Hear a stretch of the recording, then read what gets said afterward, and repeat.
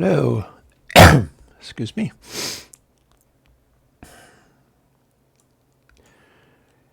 Here I am for the live stream, and it's time for me to go and get my chat window. Gotta go and find my crew, assuming they're there. I have got my coffee. Yay.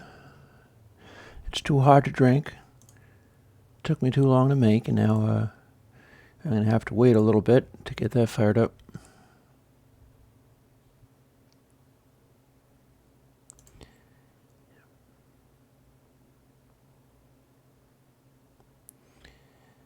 And people seem to be pretty happy with Airwindows Mojo. It seems to have worked out pretty well. So that's good.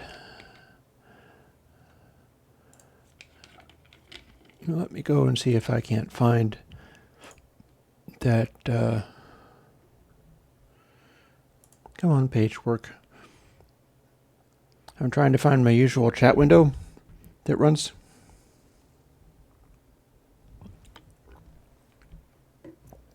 The chat window informs me that super stickers are now enabled. Yeah, fine. Your fans can buy fun, colorful images to express themselves during live streams and premieres. Okay. Yeah, I gotta get you into actual. Let me fix this. Boop.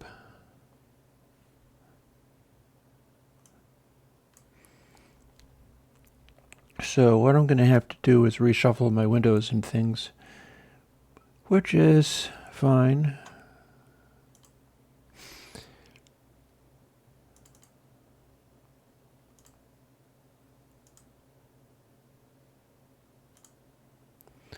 There, how's that? I think that ought to count. I do believe we have a successful launch of the live stream, yay. And if I'm not mistaken, I am audible. Let's check. Yep, big time. So, woohoo. I am joined by, let me put this to live chat again. Unless there's no way to handle that I only have to shut that off when people come and just start being really distracting, and then they don't stop if I ask. So that's all fine. Yeah. How's it going? It's going okay. It's going all the better for having put out a decent plugin. Again, Mojo is from what I was trying to do the previous week, which was do the added slider for a partway between channel 5 and channel 6, and that turned into Mojo instead, so yay.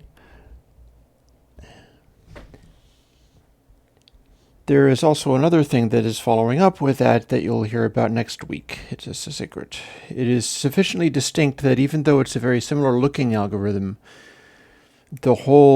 everything it does, every way it behaves, the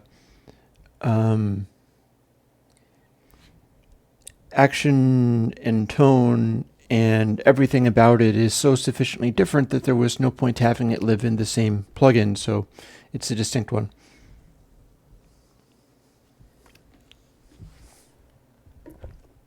We are just getting over a heat wave out here. So hopefully it'll be fairly bearable around here. I got a bunch of stuff going on. And here's one of them. I had a fellow email me saying, I'm sad, something is wrong, and if you can't make a plugin that loads up basically a little library to tell me what plugin to use for various situations, I'm going to have to drop off of your Patreon. And I was like, okay, go ahead. Because people are always allowed to do that, like if they need to or if they're just frustrated or dissatisfied. And he didn't like that much. He was like, that's dismissive of you. And I was like, I can't do the specific thing you asked. So I have to just be like, okay. It's almost like it gets me in a difficult situation sometimes, because there are any number of responses I could have that would be super dismissive. Like, imagine if somebody got mad at me and was like, I'm going to stop being on your Patreon. And I was like, okay, you're free to go. That would be very dismissive, because the tone of that is like, I'm an authority over you, and then I don't need you, go away, you're bothering me. And that's not the way that I'd like to behave. But on the other hand, there is a kind of behavior that I avoid, which is like somebody can come and say, I can't stay on your Patreon unless you build this particular... Like, a fellow was asking for Tokyo Dawn plugin proximity.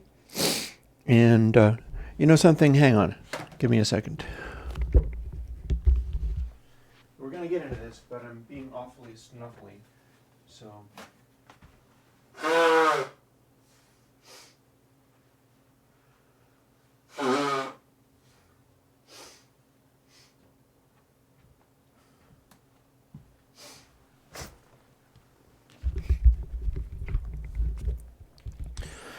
It is possible I'm going to get sick. That does sometimes also happen. So, but I had to blow my nose so that I wasn't too frickin' snuffly all the time.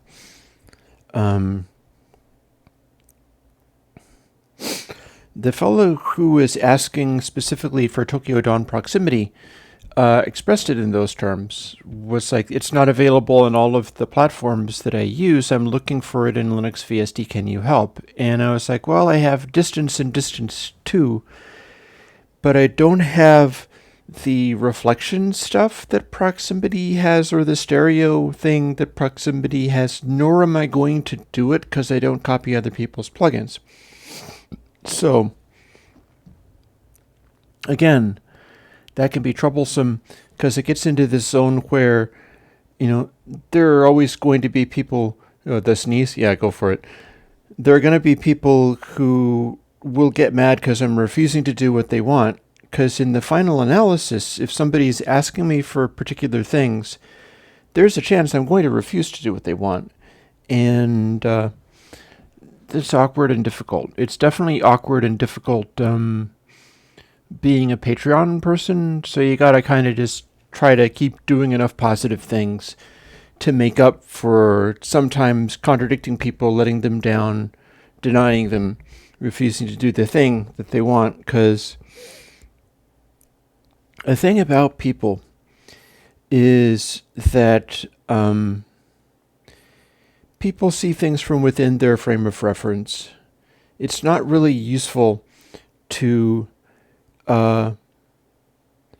see everybody from within your frame of reference and then get mad at them when they don't live up to that. Like, you go, you're a bad person because you're demanding that I pirate somebody else's plugin and put it out for free, for instance. If somebody demanded that, which the fellow was not doing, but he was like, what have you got that's like this? And I did answer that, but I was also like, I'm not going to do proximity for you. It's never good to approach me with somebody else's product and say, make something that does this, because it's tricky, considering that I'm doing MIT licensed open source that can be available for free. It's like asking me to nuke somebody's marketplace, asking me to like do a knockoff of a thing. So,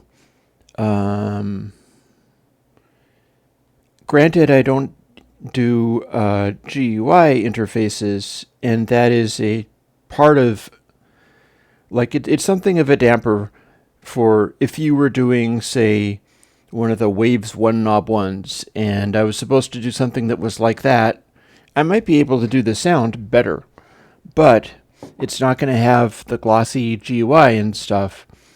And so it's not going to come off as a clone. It's not going to come off as, I'm pirating that person's thing and taking it away from them. So bottom line, I've been running into some complaints and I've been losing some business for a particular reason that I want to try to address a little bit today.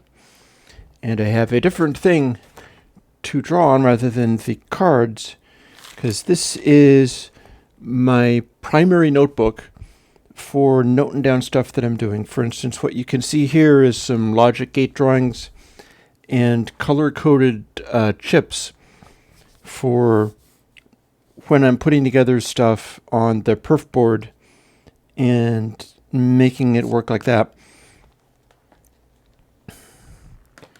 And what I need to do, boy, do I need this coffee, but it's too hot. Let me see. It's kind of too hot. What I need to do is address the issue of it being impossible to remember the functionality and controls of 170 plugins. Because you realize we're now pretty much up to about 170 plugins. That's a lot. I don't think anybody, including me, thoroughly remembers everything about all of those.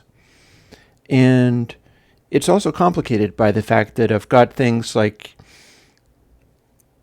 NC17, AD-Clip 7. There have been 7 incarnations of AD-Clip. And only AD-Clip 7 is available in the new setup of things. But I just put out Mojo, which sounds different, so there's a distinctness to that. But in terms of being able to produce reasonably smooth, hyper-loud stuff, depending upon the context, it's possible that Mojo is able to out-loud AD-Clip 7 and NC17.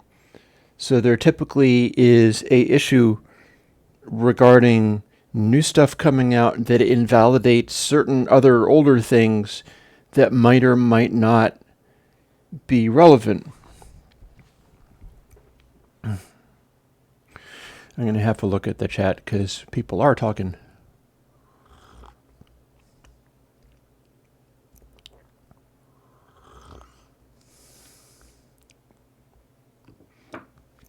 Hey, Tom Smith, I know all about that, yeah. In particular, a bunch of my slew rate stuff is very transient dependent, so I entirely and completely agree with what you got to say there. I would argue that I have taken it into consideration, but you may well know that already. If not, that's exactly the point that I'm making, which is I can do stuff that people don't even know that I did because the library is too big and you can't follow it all. So the thing about it is I got to come up with ways of communicating this stuff in such a way that it's observed and people can have tools to work out what they are trying to do. That runs into another problem, which is I'm not willing to tell people how to make stuff sound a certain way. It's very popular. There's always been things with presets, stuff like that, but I have a great unwillingness to do that.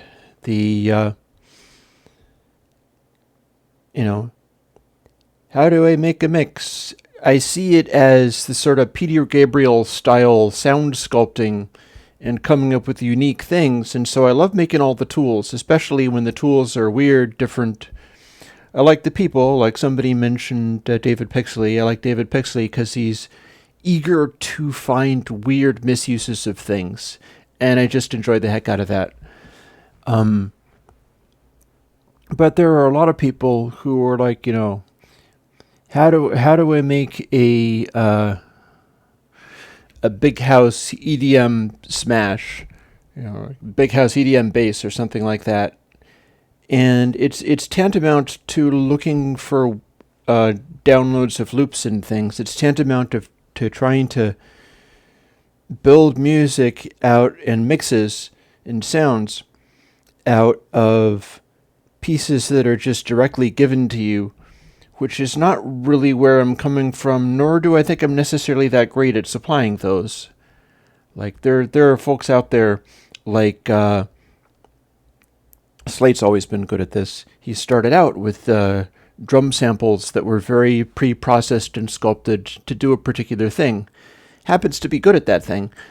And the issue there is if it's that good at that thing and it really gives you that 90s, 2000s, whatever sound and vibe and everything, you can use them as sort of supplements and reinforcements. That's very effective.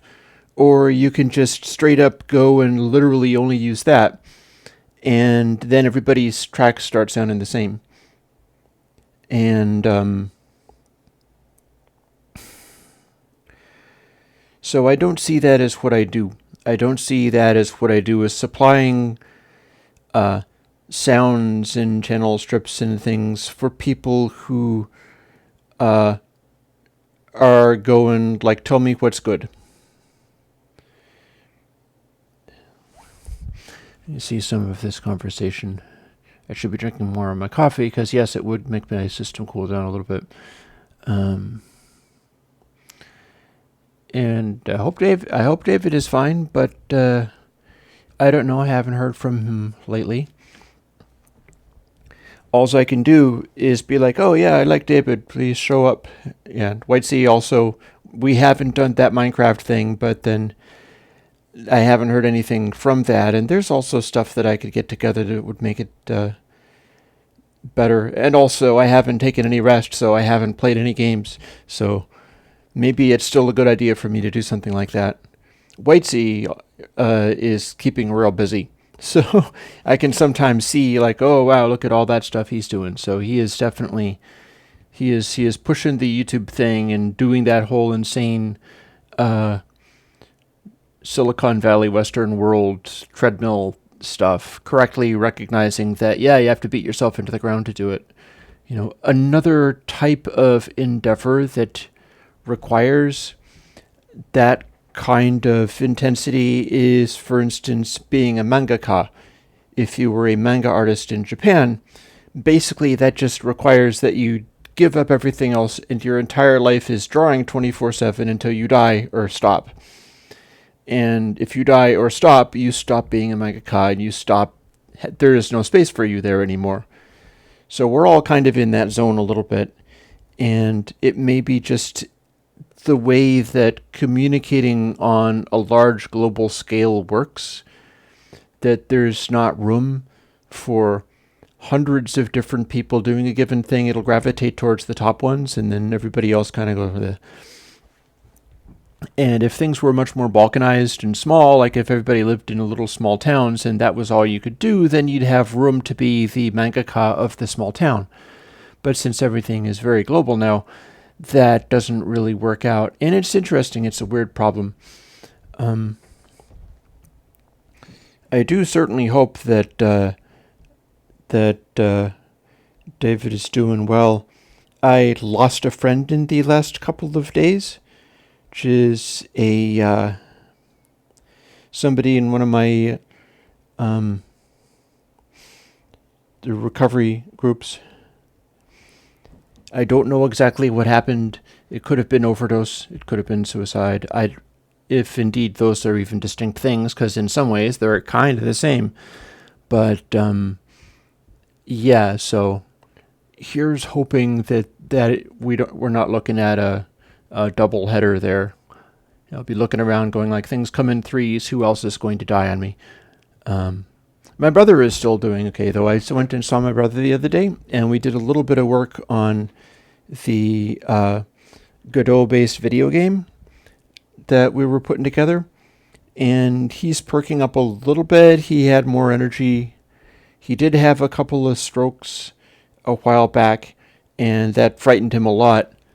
And there's still no good explanation about those. But honestly, I think that part of it is He'd be a really good match for the whole like Silicon Valley Western world style of things, even though he works programming for this accounting company that is it's a sort of small accounting company that handles very, very big clients. And he has a really good position in there, but he takes everything very super seriously. And my whole family is kind of like that, which is why we end up becoming what we are, and why I ended up becoming Chris from Airwindows. But I've spent a bunch of years trying to learn to be able to let go of some of that. Like, I can still work very hard. We had conversations, me and my brother, the last time I saw him, where we were talking about my dad. My dad died last year, and he lived a very long time after he had a stroke. But one of the things that happened was he had this stroke and apparently took it as a sign that he could just kind of switch off, which is not necessarily a bad or a sad thing, because my feeling on it is kind of the reason he had a stroke was because he took everything so horribly serious, and it all seemed so important and like threatening and demanding and all of that kind of stuff. And that's where the stroke came from, is that his entire world was just forbidding and daunting, and he had to be the brilliantest guy in the world in order to survive in it. My brother still has some of that. I feel like that sometimes. And now there's two guys in my immediate family who have stroked out for various reasons. I certainly hope that doesn't happen to me. All I can do is just try to learn to chill out, because if I just type A it all the time, it's almost a certainty that, it's like, it's difficult to describe, because there is this sort of holistic spiritual side of it where I can do a lot of stuff. And this is what I was mentioning when talking about my dad and my brother, is we talked about, and I guess this is turning into one of those things where it's like you learn a little bit more about what Chris from Airwindows is. My brother was like not happy with what my dad had done when he had a stroke, because my brother had been separated from the family for a while. He didn't want to talk to anybody for a while, and then he came back. He came back because he was like, independence is a crock, I'm done with this. And I think he's correct about that. But by the time he had come back, my dad had had a stroke, and he had become very sedentary and just watched TV and was kind of a lot mellower. But my brother was like, yeah, I will not do that because Dad had a stroke and became a vegetable. And I'm like, he wasn't really quite a vegetable, but he sure did give up everything. He ceased being so incredibly stressed out by everything and taken everything super personally, and just kind of stopped fighting. And that's an interesting way of putting things, to say that somebody stopped fighting, because it sounds as if that's your job, that what you do is just fight all the time to achieve your exact goals. And,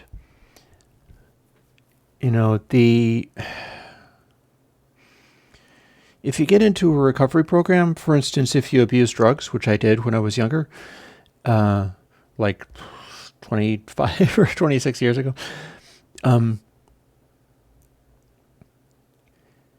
there's a term used in recovery programs, surrender. And what surrender means is that you stopped fighting in a particular kind of way, because there is fighting in the sense of doing the stuff that is necessary, or coming up with gumption to get up in the morning and do stuff. And then there is fighting in the sense of dominating a thing and making it go your way. And my sense is that the kind of fighting like dominating a thing and making it go your way is bad for you if you're worried about getting a stroke. Because you're thinking constantly of, this is not enough, what I must do more, how do I make this be right? And you're looking for faults, you're looking for problems. And it's just a generally aggressive, like there are other ways to be. And the question is how to do the other ways to be where you're still functioning, because there is a extent to which when my dad did have a stroke, he did kind of give up. I think calling him a vegetable puts it kind of strong, but he lost a lot. He lost speech for a while, and he never did resume talking to my mom. He used it as an excuse to not deal with her expectations. And they're both dead now, so I can't hurt them by saying that, but she talked to me a number of times about how frustrating that was. And yet I think that's what it was he couldn't keep up. He was just very hurt by not being able to relate to her. And this is getting to be a heck of a conversation. Let me have a drink of coffee and rethink where I'm at with all of this, because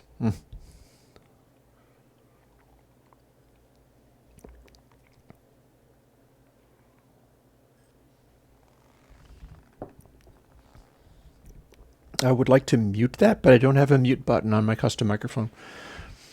So, whatever. People are talking about living healthy, and I like that. That is what's sitting there in the chat. Is people are eating vegetables, getting rest, going vegan. Cool, if that's something that works for you. It's certainly better for the world and the environment and everything as far as that goes. Like, every step beyond being vegan and vegetarian is a way of being more costly to the world and more demanding, which is not to say that I follow that, because, I make tacos a couple of times a week and use 4 ounces of ground beef in it. So that's something that I don't always go along with. I also make food with chicken and rice quite a lot. Chicken is not as demanding as beef on the environment. It's not as costly to produce, but it's ugly to produce. I do acknowledge that very much. But yeah.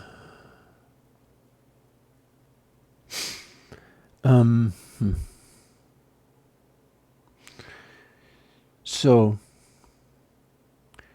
what kicked off this elaborate discussion that's taken like a half an hour of my family stuff and various people's expectations and the way they're having strokes and stuff, and a friend of I feel like the friend of mine that died, that was in the recovery groups, I know she was having difficult times. Just stuff was compounding and going wrong.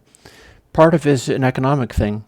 Like, whatever is going on with this person, whether she took her life or abused drugs in such a way that it was dangerous and in effect took her life, the one motivating factor was the despair of being in a set of difficult situations. And also it's like, okay, and the wheels fell off of my car and now I can't get anywhere, and some of the times that I'm asking people for help, they're not able to help me. Because a lot of the other people that I know, like, I'm effectively on minimum wage doing Airwindows. And that's very rewarding because Airwindows is my life work. And I think it is very legit to be doing it. But it means I'm not really in the situation of like, oh, here, let me get you a car. And sometimes that's tricky. Like, I was at a meeting not so long ago, and I had gotten some gas to run my little weed whacker thing that I cut my lawn with. I do like spicy food, yeah. And this fella came to the meeting. He's not doing super well. He's trying to stay clean. And he came on a motorcycle and was out of gas and wasn't going to be able to get home. So I was like, higher power in action here. Strangely enough, I have some gas in my car. No, not in the gas tank of my car, but like in the passenger seat of my car. So you may have that. and somebody else gave him a couple of bucks, and he got home. Here's the problem. I gave this guy a can of gasoline to put in his motorcycle, and it got him safely home. And he swore blind, oh yeah, I'm going to get you a can of gas to replace that, which means he has to go out to somewhere like a Home Depot or something that has gas sold in cans. He got a picture of the exact one that I had because he vowed to replace it. So I'm willing to bet now he feels he can't come back to the meeting until he has the replacement can of gas, which he may not be able to afford, or he may not be able to conveniently get to the place. So that's kind of screwed up. Like, there was nothing else that I could do, although I suppose I could have insisted harder, like, you may not have a picture of this. I'm straight up giving this to you. No, you may not give it back. But he was swearing like, yes, I am going to give this back to you. I owe you now the can of gasoline that you gave me to help me get home. So now he can't come back to the frickin' meeting because people, what are you going to do?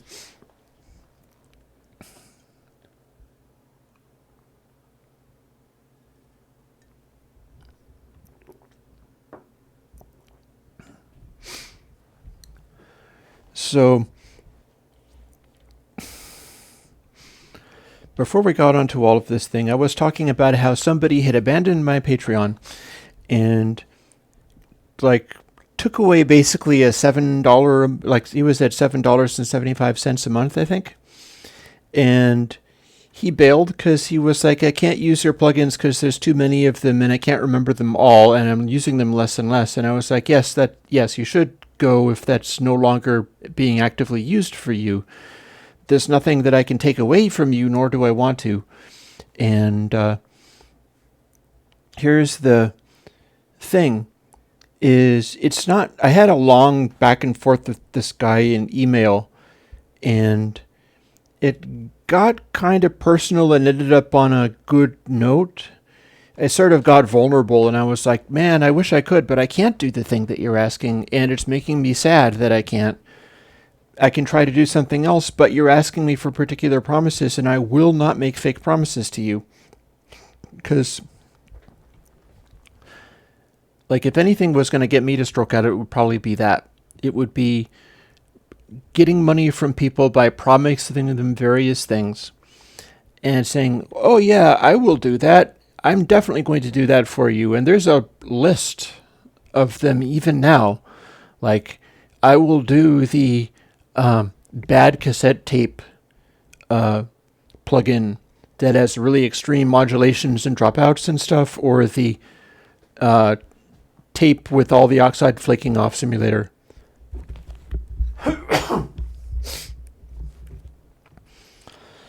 And I've said stuff about that, so now people expect it. And if I do too much of that, or if I go aggressively in the, why, yes, I could do that thing, 2 weeks, I'll have it for you in 2 weeks. That's a good recipe for me stroking out, because I'll be worried about it all the time. So what the guy was asking was guidelines, but what he was also asking for was that kind of preset demo-y thing where people want to be told what to do. And I don't like that. I don't like it when people want to be told what to use or how to sound. I feel like you need to be able to think. You got to start thinking of what a sound could be. Don't just go by, I'll tell you what's good and what's not. And that's part of the reason why I like producing these plugins that are strained. Like, another complaint that the fella had was that the labels on the plugins and the meters and the controls, I think he was using VSD, which just makes matter worse, is that, and Al-Qaim is asking for the dirty plug cable. It's the same thing. It's the same, like I've said, yeah, I'll do that, or maybe I'll do that, or let's explore some ideas around this, but I'll start doing like an update to channel and end up with Mojo. And so I posted Mojo, and I still don't have the update to channel that the guy was asking for. And so what I'm faced with, and I'll get to Pekor's question in a moment because it's a straight up question. You can definitely do at Airwindows if you have a big capital Q question that you want me to directly answer. I can have a look at that. I won't skip those. I'm trying not to skip stuff in general, but I especially won't skip those. I need to come up with ways to consolidate the library of plugins, which I'm still adding to. Like, it's going to get up to 200 plugins before very long. It's going to get up to that big of a pile that it's impossible for anybody to really work through it. Like, you can't actually start doing it, because if you just sort of go from A to Z, you'd be taking weeks going through it all, and then you'd forget it by the time you got to Z. And then, so there's going to be a certain kind of discrimination is going to have to happen. And I'm exploring today, in the hour and a half or so that I got left, how that could be arranged.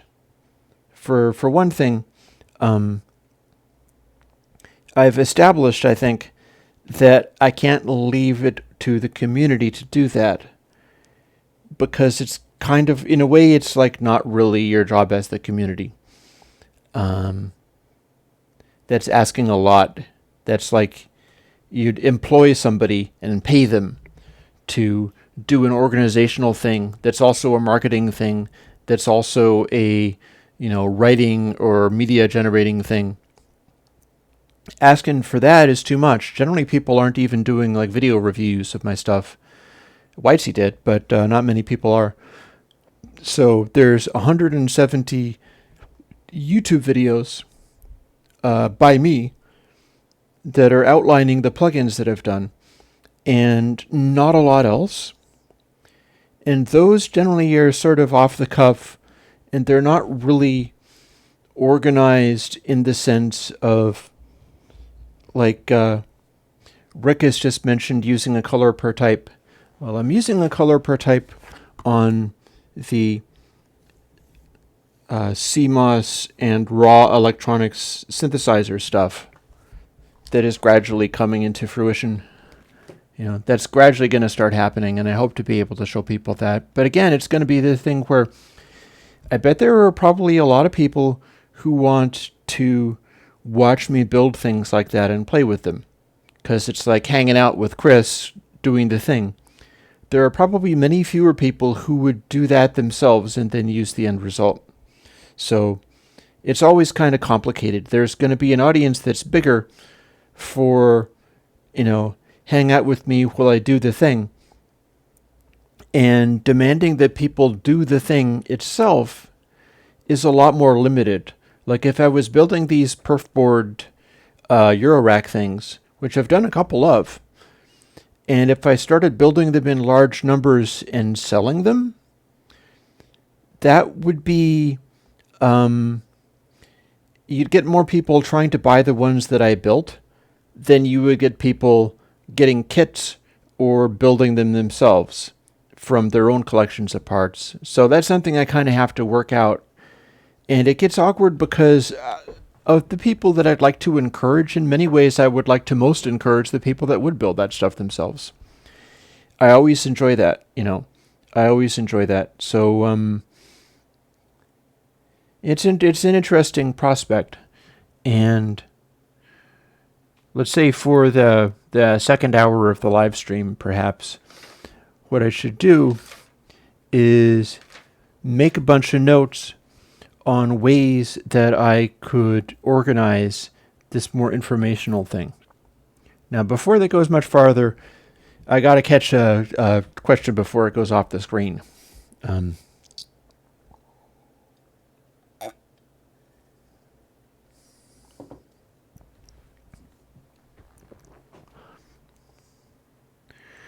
So, Fakori says, can I comment on DAW summing? When I stack plugins in Fruity Loop Studio, the track gets more complex and degrades the sound. Yes, I think that is very likely true. I don't know whether Fruity Loop Studio handles things differently, but like, if every time you stack a plugin, you're going through all these different mathematical operations. And there are things like, Pro Tools famously has had phases where it's mix bus summing went through a series of presumably math calculations where if you put stuff a little bit off of unity gain, you'd start losing sound quality. And this could be because it went through several different multiplications at a fairly low resolution, like it was a 32-bit float or less. And, somebody has done a DAW and they're like 16-bit audio is good enough for everything because it's CD quality. So they put everything as 16-bit ints. And then they calculate everything based on 16-bit ints, and it starts amassing huge quantities of quantization distortion, and people don't recognize quantization distortion except in that it gets degraded, flat, feels less dynamic. I'd call it like pod people sound, where the spirit and the guts of the sound just sort of go away. And I'm pretty sure that is what's going on with Fruity Loops. I don't know why Ableton would be different, but the way we do these summing and math operations is going to be different each time. So that would be my answer there, is that's the kind of stuff that I work on. That if you are doing a bunch of math on digital audio, you have to do it right. And there are any number of ways to get it kind of wrong, and even in the sense of summing. Like if you did a bunch of things where it's like, okay, we're going to do unity gain by multiplying by 1/3 and then multiplying by 3, and then we're going to go into this little submix where it's divided by 6 because we have 6 different substages for the submix, so we feel like having it be the same overall output. And then we're going to multiply that by 6 again and come out to the end, and that's your mix bus, which is unity gain because it all adds up to a multiply by 1. And technically it adds up to the multiply by 1, but you went through a whole world of hurt to get there, and that's the problem. That's very common. And if there's anything that I care about in digital audio, it's avoiding that sort of stuff, but it's almost impossible to argue people out of that sort of thing. Plus, it's not always obvious. Like, when I hang out and talk with my brother, we were doing our little game programming thing, and I was putting some code into something to make it do a thing. And I was like, I want to have that be a local variable. And Dan was like, don't prematurely optimize. He was going, first have it work, and then we can worry about optimizing the thing or whatever. And stuff fell into place in a different way because I was looking at it a little bit more in his perspective. But when somebody like that says, don't prematurely optimize, what they mean is, you don't know what actually is important and what is not unless you try. We often assume that we know. So, like the Fruity Loop guys will have wrote code to some things together, and they'll be like, what matters is frequency response. So therefore, if the input and output has the same frequency response, it'll sound exactly the same. And they might be overlooking something about digital resolution or doing multiplies and divides that seem as if it would be like if everything that you do also gets a multiply by 1, that actually has consequences in the digital world. You're multiplying everything, all the sounds that you have. Anytime you go through a multiply by 1, it's actually multiplying by 1.0, which means the floating point stuff has to be put in a zone where you can combine whatever number you've got with the number 1.0, which is about halfway between negative infinity, positive infinity, and the incredibly tiny numbers that you can also do in floating point. So 1 is about halfway between those. So doing math operations, even in 32-bit floating point, if you're constantly doing something like multiply by 1, you're constantly doing something where you're going to be throwing away some of the digital data because math works a certain way on computers. So Yeah. Now here's another question. The best tip if a sound sounds horrible in mono. That's a very big question. That's a question that I really can't even begin to address, because I'd have to know what you mean by sounds horrible. If it sounds horrible in the sense like the guy saying that Fruity Loops doesn't sound good when you put too many plugins on it, often that goes to a place where I can't do anything about it. If it sounds horrible in the sense of, it sounds like it's in a cardboard box because the frequency range is extremely limited, there's EQing stuff that you can do with that. But honestly, stuff sounding great versus terrible in mono, which is a very good observation, has to do with depth and layering. So that's stuff that analog does really good, but you can lose in digital fairly easily, depending upon who you ask. Some people think you never lose that at all, and some people are like, digital is the great Satan, everything in digital I hate.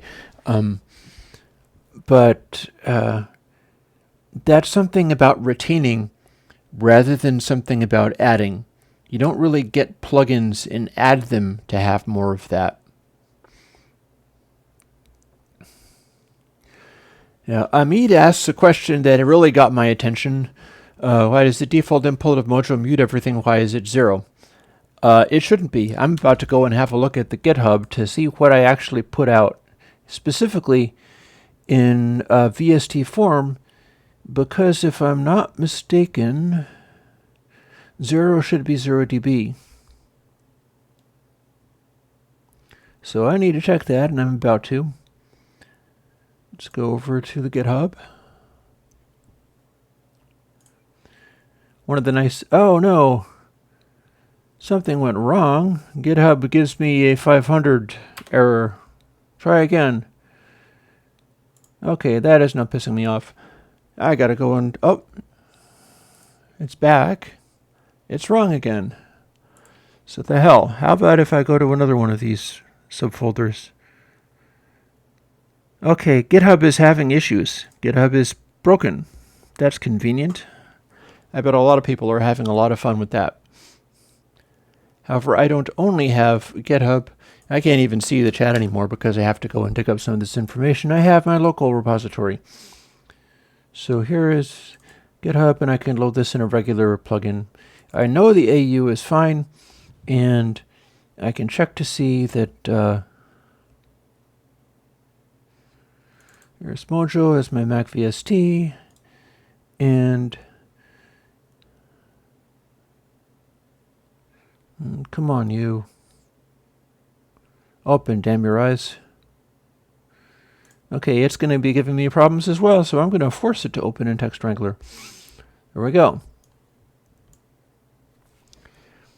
So, my gain in the code for Mojo that I'm looking at right now, because I can't look at it in GitHub because GitHub is down or broken in some way. So I'm looking at my local copy of the source code.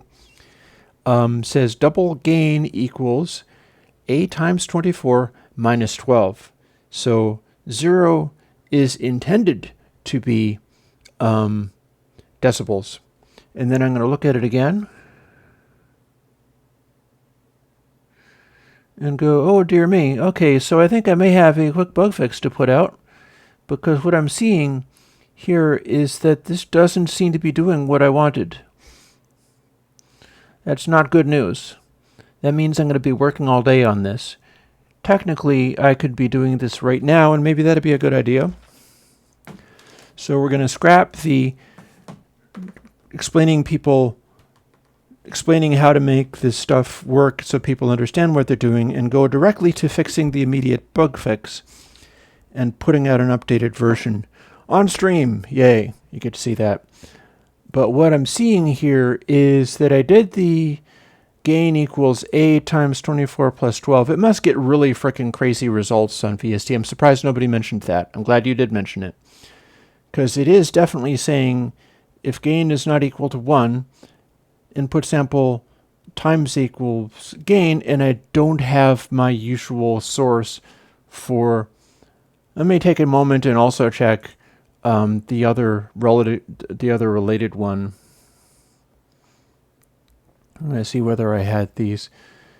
This probably means I need to rest, honestly. Oh, my other related one. Give me a second.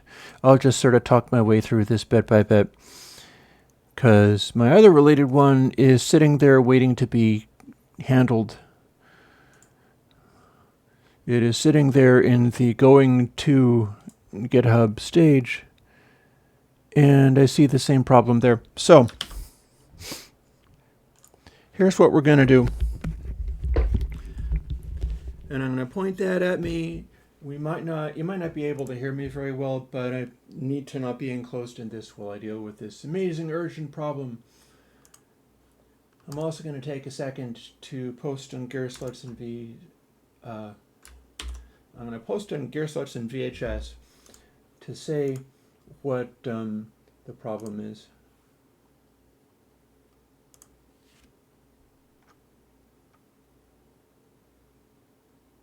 People seem to be frickin'. I guess everybody's on audio unit.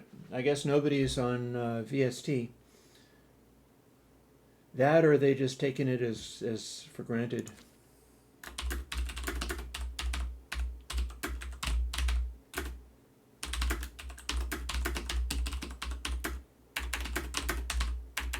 Yeah, I'm typing everything wrong. This is another good way to stroke out, so I'm going to have to just be kind of chill about it and like, well, these things happen.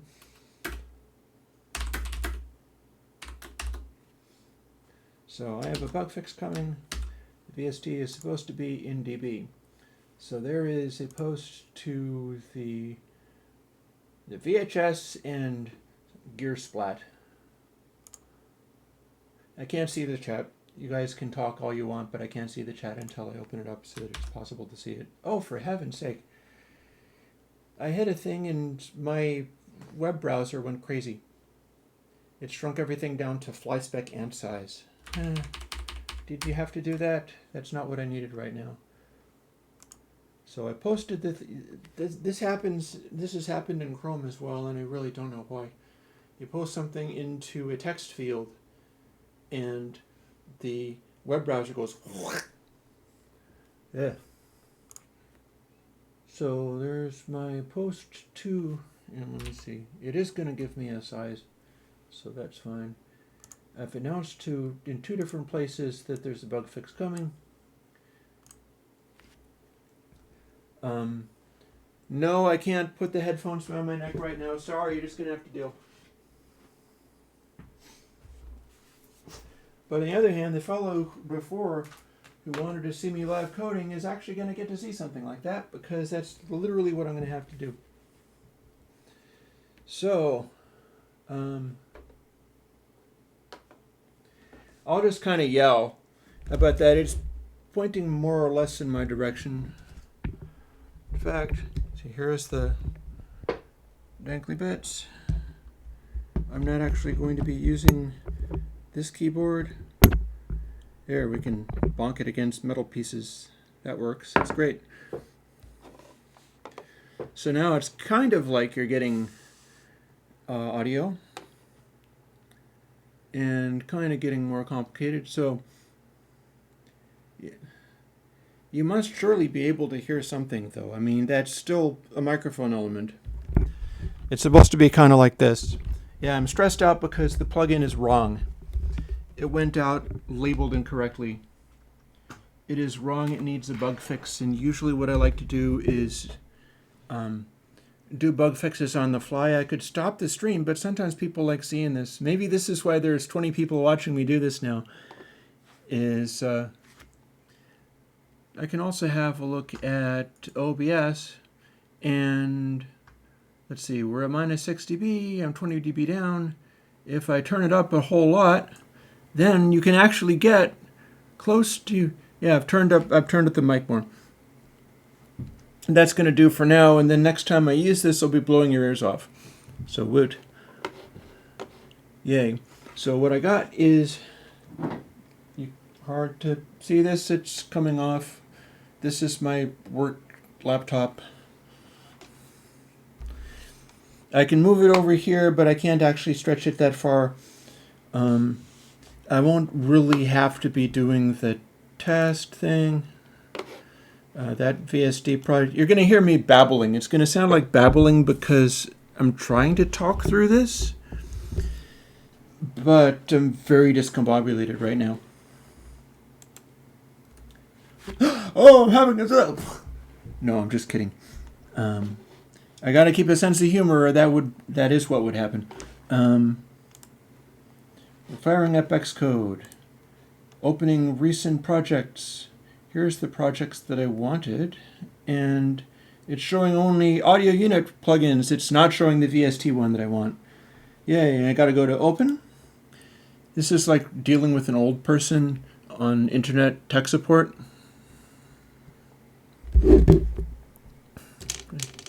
I'm clicking, I'm dragging, and I can go over to, it's going to be Mac VSDs, and then I'm going to run through the process of, I'm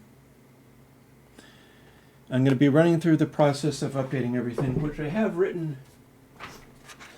on this page in this tiny little print, so I have to put on special glasses in order to be able to even see the tiny little lettering that I've got there.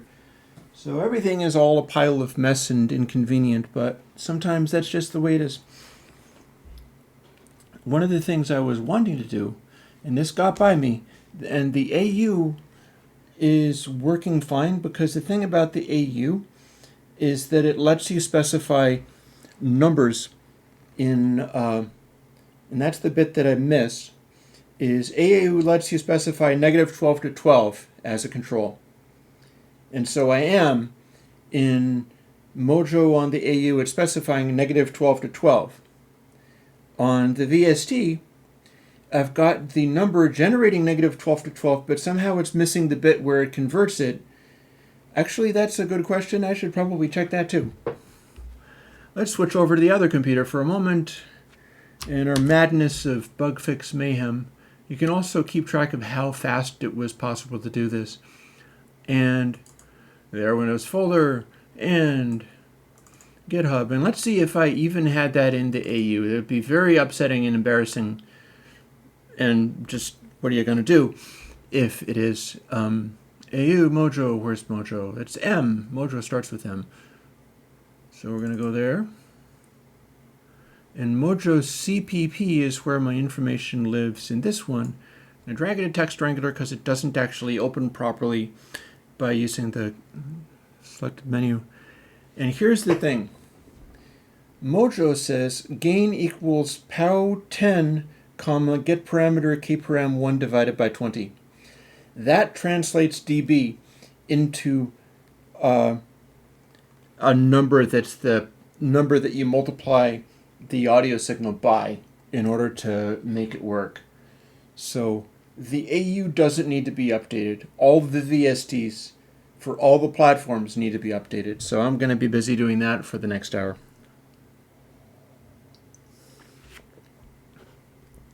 So let's go and do that now.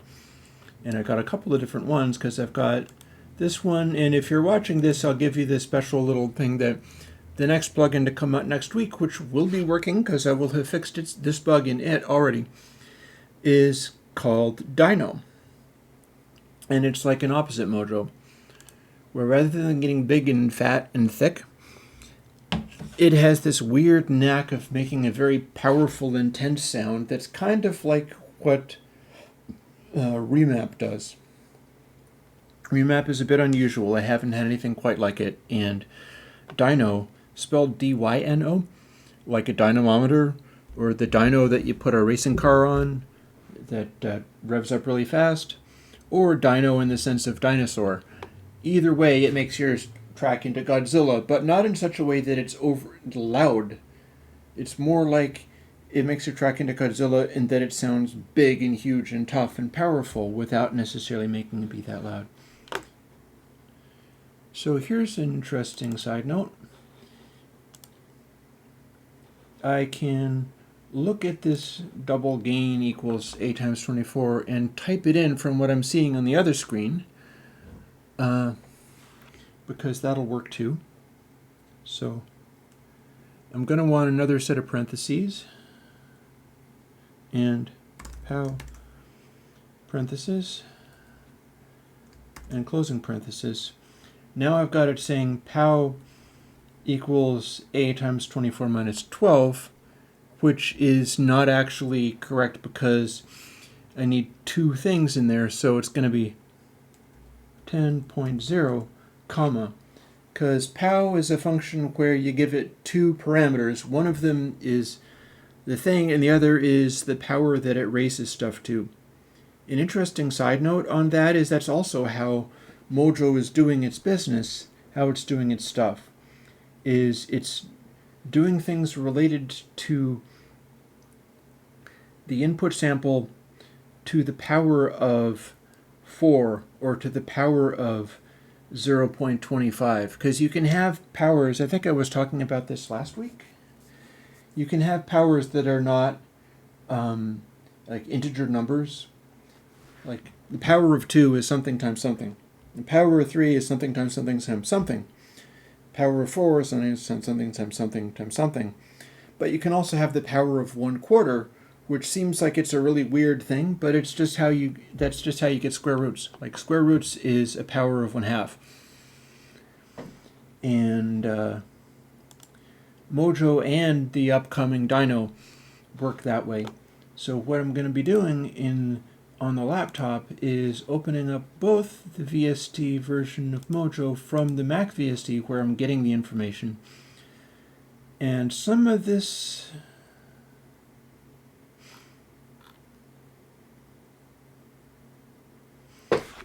I might be able to do some of this just by sort of typing it in every relevant place rather than doing a whole bunch of fancy copying and swapping. However, I am going to have to do the Windows ones from scratch because they only live on the virtual Windows box briefly.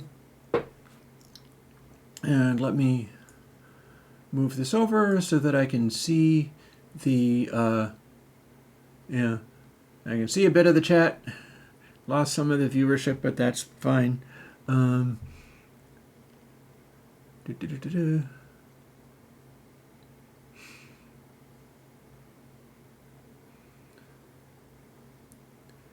People talking about Fruity Loops, that's fine. Keeping a bit of an eye on that stuff. Dino, not Barney, Wilma. Okay, yeah, it's the Flintstones plugin. That's excellent. It's something. I'm not sure whether it's excellent or not. Let's go back to Mac VSD, and Dino fits under the category of D. So if I open that up, because I'm going to be rebuilding this stuff on the fly, I'm using literally the same line of code. So what I can do is do all of the Mac VST versions in both of their variations with a little quick copying and pasting.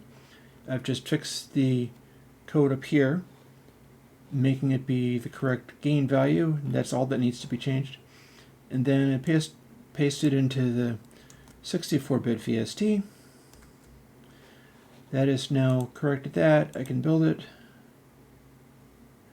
Since I took away the build folder, it shows me this thing that says 3 warnings, and it has a warning called deprecated conversion from string content to char asterisk. What that means is we're doing some kind of funny thing in the template code for VSTs themselves, and it's throwing a warning saying we can do this, but this is not really what the compiler supports, and it works anyway, and it's not actually my code doing that. It does that the first time I do a build and shows these warnings, one for each style of build that I'm making. On VST, that is PPC plugin, 32-bit, and 64-bit. And it's a fat binary, which means that the VST for the Mac contains all 3 things. The VSTs for the Windows, I have to do 2 separate builds for 32 and 64-bit, and they don't run on PPC, so I don't have to do that. And Linux, I guess, manages its own self, and I'm not sure quite what the Linux does. If we build again, it says no issues. That's what I wanted to hear. So we're going to close that out, and that means that now I have successfully built the Mojo plugin. Technically, I can test that, though. might be a bit of a good idea. So, yep. But first, since I copied and pasted the gain statement, I can actually paste that into the upcoming one for next week, where I forgot to do it quite the way it was supposed to, and build that. That's going to do the same thing. When I hit build, since I don't have a build folder, because I delete those before putting them on GitHub because it's full of all this object code that's going to take up a lot of space and be useless, it gives me these warnings. And they're saying the same thing, and then I build it again and it's fine. Technically, I didn't even need to build it again, but I like to because I like seeing this green light at the end of the process and be like, okay, we're done. That did its thing correctly. It's good. And that means the VST build for might also be a good time for me to get my little shuttle, which is this SD card sitting on this sort of cheap Amazon USB stick thingy where you can stick SD cards into it. I use that as my shuttle for things and to send files back and forth, and so I'm going to want to put that in there because I'm going to want to copy over not only the plugin, because I'll build the plugins on this machine that you're currently being streamed to off of, but I'll also be copying over the source code, including the very small changes that I've just made, onto the shuttle, putting it on this machine, and then uploading it to GitHub again. So what I do have here is the VSTs, and I am going to want to copy that over to my local. I'm going into build. It says Mojo build and release, and on release I go and grab both the VST plugin and a hold down option so I can make a copy of it and throw it on my desktop. And then I'm going to throw it into the VST folder. It says an older item already exists in this location. Do you want to replace this with the newer one you're moving? This also gives you a sort of blow-by-blow of what it feels like to do a build process for this. If I get any one of these things wrong, there's problems. That's kind of what happened when I forgot to do the POW statement in the VST build after having it in the other one. I got the showing the parameters as -12 to +12, but it wasn't in a useful way. And so this is the kind of thing I'm up against. Every week I'm doing this. Every week it has to go perfect. So I have to kind of chill a little bit, and sometimes stuff is just going to happen where, okay, which is why I established this thing where if something does go wrong, I scramble and try to fix it in the next day or so. Because in a way that is immunizing me from having to have had it perfect in the first place, which is not plausible. That's never going to happen. So let's see, where is my shuttle hiding? Here it is. There you are. And my shuttle has categories for the plugin, which I can drag directly in there, but it also has categories for the types of build, and I put the source code in there. So currently I've deleted the build folder for the Mac VST version of Mojo, and I'm going to be copying that without its build folder over to the Mac VST section on Shuttle, which is going to go to this machine, which is going to go to GitHub. And the reason is that this machine, the laptop that I briefly showed you, is running on macOS 10.6.8 Snow Leopard. It's an antique. The reason I build stuff there is because I'm using a format that can continue to be recognized by everything so far going on into the future, including the VST2 format, which is far more popular than VST3, and I don't like what Steinberg is doing with VST3, so supporting VST2, especially since if people continue to need it, I'm now one of the only people that can produce that for them because I'm legally allowed to, and other people are not legally allowed to anymore because you can't get licensing for it, which I think is not good.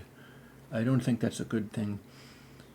Let me see, I have built the upcoming one, Dino, what I'm going to do is option drag that. I don't really need to actually option drag it to the desktop, so how about we don't? But I'm going to option drag it to the VST folder and replacing the previous version, and then put it onto Shuttle where it belongs. I'm going to get rid of the one on the desktop because I can. I'm going to get rid of the build folder and then drag Mac VST Dino to the Mac VST folder on Shuttle. And again, the purpose of that is for being able to drag this stuff onto this machine, which is running the current version of GitHub. And we'll close that now. So now what we're up to is now we can do Windows and Linux, but I'm getting ahead of myself. I'm firing up Twisted Wave, and I'm also going to unplug my digital connection. This machine can do a digital optical output, and what I do is I run that to my Lavry. So this machine is antique, but it does like unbeatable world-class sonics, because all it has to do is put digital audio optical output to a high-quality converter, which I've got. I'm looking to eventually move that here so that I can do my work over the main speakers. What I've got on the Lavry at the moment is a set of good headphones. But I don't really need to do that, because what I need to do is, and it's going to be interesting here because you're going to hear a little bit of what I've heard a million billion times before. Hopefully it's not going to get me in trouble. You'll see why. This is processor torture test. And I can actually unplug the power cable, hold this up, and you can see what I see when I work. Looks kind of like this. Processor torture test is a big collection of people's CDs put together by a broadcast processor maker that said, we can do better Loudination with our broadcast processor. I think it's the Breakaway broadcast processor. So they made this available, which is nothing but 100% piracy. This thing, they put it out there, and it's an hour solid of, no, it's 76 minutes solid of just people's audio clips of all these different, and you saw what it looked like on the screen. That's because some of it is super loud and some of it is super quiet, and it's just covering a really wide range. And what I'm going to want to do is fire up, go to VST Effects in Twisted Wave here, which is what I'm using. And let's go to Mojo. I'll trust that Dino is the same because I did it the same way. And input is 0. I don't have it specified as saying dB. Maybe that'd be a good thing to add. Should I be doing that?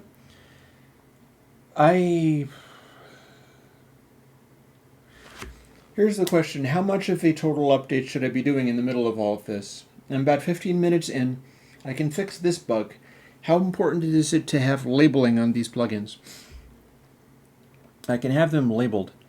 But for now,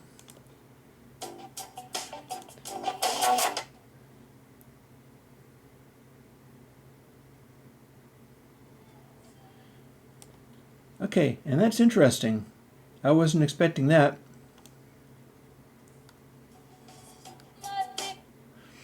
That's a ABBA track, actually.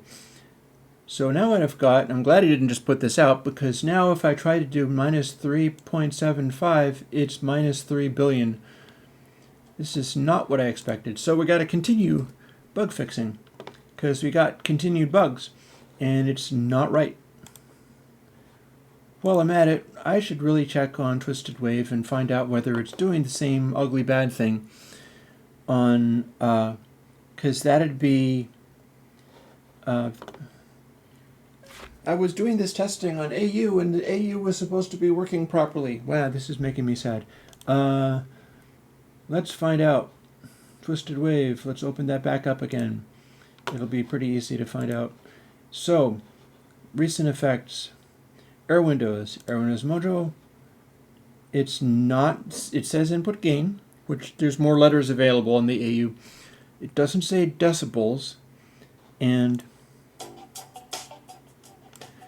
on the audio unit, it's giving me the correct behavior. The audio unit is taking minus 12 to plus 12, and it's doing this powers thing, and it is producing the results. Like, this is 12 dB down. However, the VST was not. So let's double check that. Back into Xcode, I'll do a rebuild. Open recent project. We're building it out of the Mac VST container, a folder. It's living there. There's Mojo. I can open it up again. I'm using literally the code from this, and I know that VST runs with A going between 0 and 1. So, what's missing? I found it. Bug. Here's what I did wrong. Is I've got it doing power of 10 to the power of 8 times 24 minus 12, but what I have in the AU says power of 10, 10 to the power of get parameter k param 1, which is 8 times 24 minus 12, same thing, divided by 20. I forgot the divided by 20. So that is fixable. This is not a fatal flaw where it suddenly was behaving wrong and then I can't do anything about it because I can't work out what went wrong. I forgot another line of code. So, this is what you get when you try to fix everything within 15 minutes. However, you're watching me go through it. This is what it's like all the time. If people think, oh, this is stressful, guys, this is what it's like all the time. What do you want? It's just how that is. So let's open up Dino again. Granted, it's not always like on television. People ask, like, can you do live coding? Well, this is what it would be like. More coffee. Maybe it's so exciting that I would start getting billions of viewers and stuff, and I'd start making money off of YouTube doing this. That'd be hilarious. But for now, I've got Mojo and Dino open. There's Dino. There's Mojo. I know what went wrong. So what I'm going to do is put another level of parentheses in here. So now I got 10 to the power of that, and then divided by 20.0. That's what was in the AU that wasn't in the VST that I needed to get. It's a simple oversight. Now here's one of the things that I have to be clear on. I'm doing this change in the 32-bit version of Mojo. If I forgot to incorporate it on the 64-bit Mojo like I just did now, or this other one with the same control and the same requirements, where that's now had that power thing added to it, but I have to do it in parallel on two separate builds. One of them is called process replacing and one of them is called process double replacing, because the double replacing is also in the same file Dino or Mojo proc CPP, but it's a separate routine that gets called by the host if the host is running on a 64-bit bus. And it's special in a couple of ways, in that the regular one has float inputs and the other one has double inputs, double precision inputs, which also means that the denormalization is different numbers. Like the denormalization is 1.18 e minus 37 in scientific notation for the float, and 1.18 e minus 43 for the double is where you start getting into denormalizing. And the floating point dither is different for each as well, so I can't just copy the whole thing over and swap it. Most of it is literally the same, and then bits of it are completely different and have to stay exactly the way they were.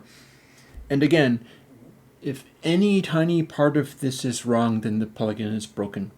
So it has to be done perfectly every time, every week. Yay. So I work for my living. I work for my money.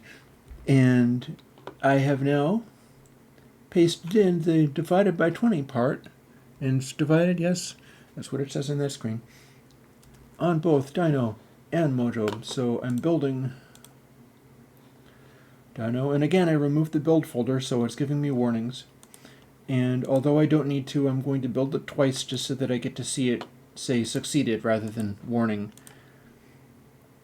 Which is actually fairly wise, because if there is a warning that wasn't what I expected and I didn't, I wasn't used to it, and then I assumed it was the same warning from before, then it could have produced the wrong result. So now what we're going to do is, here we are in the MacVST folder. And again, the next stage, and like part of this line of work, part of how that behaves is like you're doing the coding, you're doing the like, oh, I forgot to divide by 20 or something, that's math. But I also have to remember to do all the Finder window operations perfectly and without fail there too, because I just did a thing with a bug. So I have on shuttle and in the source code listed on shuttle the previous version that was run. So I have to remember to go into the build folder and go into build release Mojo VST and option drag it to the folder where I'll be testing. Copy it. It says there's an older version, which is true.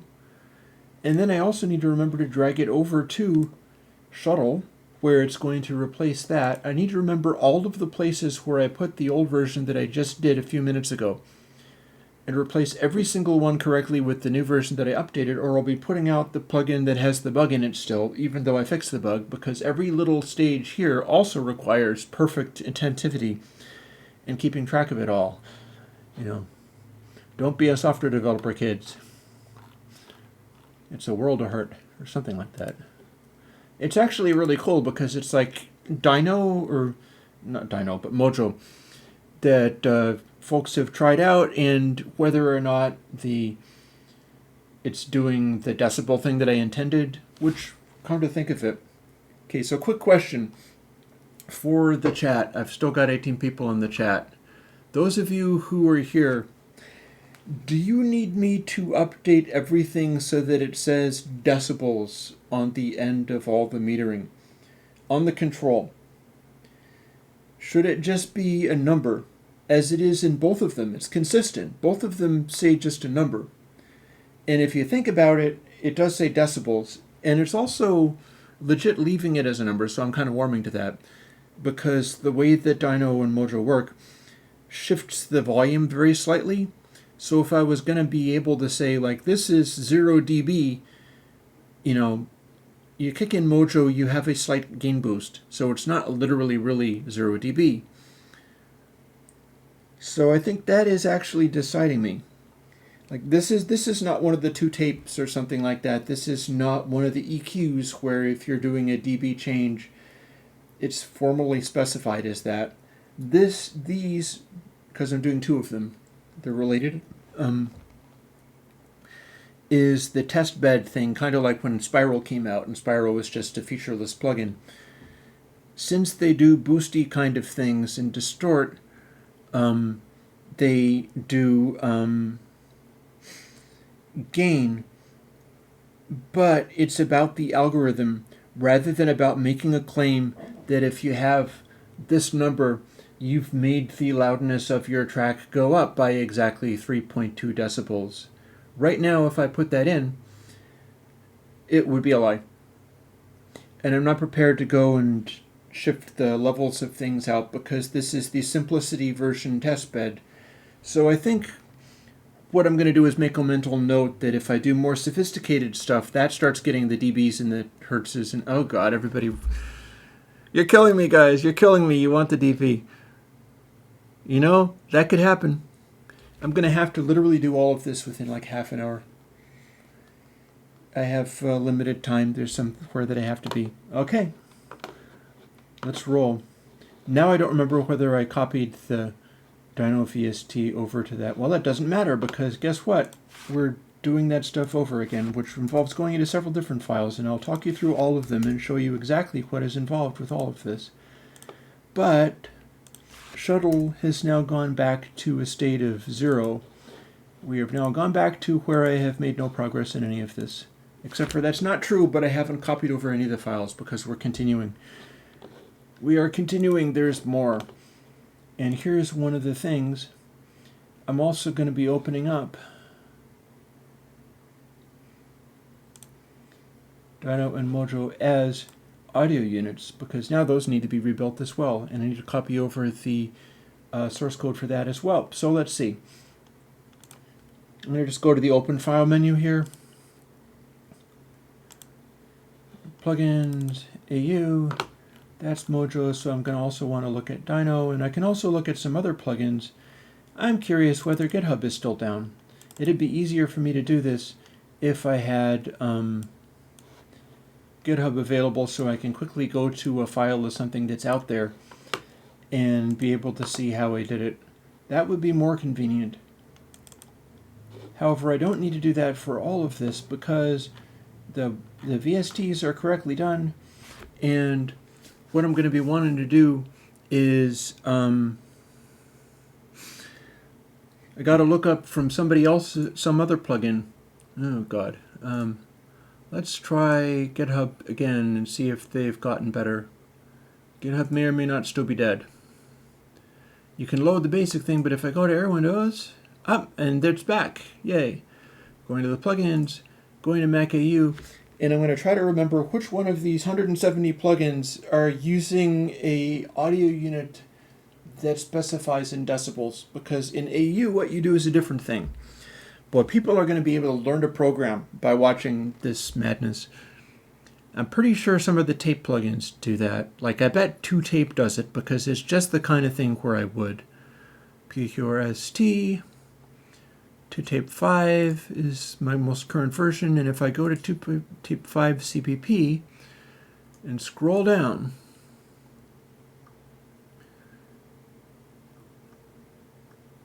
it's actually not that.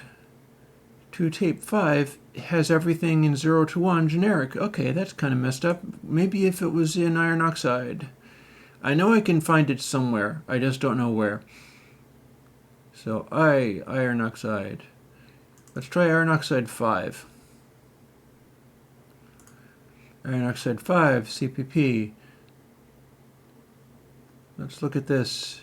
So do we have a gain thing in here? We have gains, and we have gains that are being done in that same formulation that I just put in, which is get parameter, 10 to the power of get parameter divided by 20. That's how you convert a decibel number into a ratio that you multiply something by to make it louder or quieter. So this should say, and indeed it does. What happens is you're looking at a thing in a function called get parameter info. And that's where it tells how the audio unit parameters function, how they do their thing. And what you've got is a list of stuff. In this case, it looks really weird because the indentation is all screwed up for no reason that I can understand, but whatever. It's fine. It's fine. Everything's fine. And it says, like, case param 1, fill in parameter name, and it looks up a constant, which is the parameter name, and does that. It's this complicated C++ thing that it's doing. And then it says out parameter info unit equals something. Minimum value equals your negative 12 or negative 18 or whatever. Iron oxide is doing things plus minus 18 dB, and Mojo is doing things plus minus 12. And then it's, the maximum value, that's going to be 18 or 12 or whatever. And then the default value is another constant, and you tell it where the default is. In the VST form, you're always 0 to 1, and you convert things by multiplying them or whatever in order to get this number that you're using. And in the audio unit version, in order to tell it to say something is decibels, and if you open up Iron Oxide 5 and run it, you'll be able to see this. It says a little dB marking after the box where you can type in text, which is part of how the thing runs. And you say audio out parameter info unit equals k audio unit parameter unit underscore decibels. What I've got it saying right now is k audio unit parameter unit underscore generic, which means it'll just say a number. When you say decibels, it still just says a number, but it'll say the number and then it'll say dB after that. And that's what I need to change in both of these in order to put in the decibel indication. On the audio units, the VST is completely different. I'll talk you through that too. One thing it helps you in a certain way, like you have to remember to do it in all caps. Well, not all caps. It has to be capitalized. Decibels is capitalized. And you can tell you did it right by, if you don't do it right in the version of Xcode that I'm using, it shows the thing in blue. And then if I change it to capital D decibels, the thing that I just typed turns, it starts out, if you've got it wrong, it shows in black. Then if you have it right, it shows in blue. It says K audio parameter unit equals decibels, and that's a constant that's been defined somewhere. If you had it as decibels and you delete the D, then there is no constant of that kind, so it doesn't exist, so it doesn't show up. And since I'm doing this on Mojo and Dino in parallel, we're going to do that over here as well.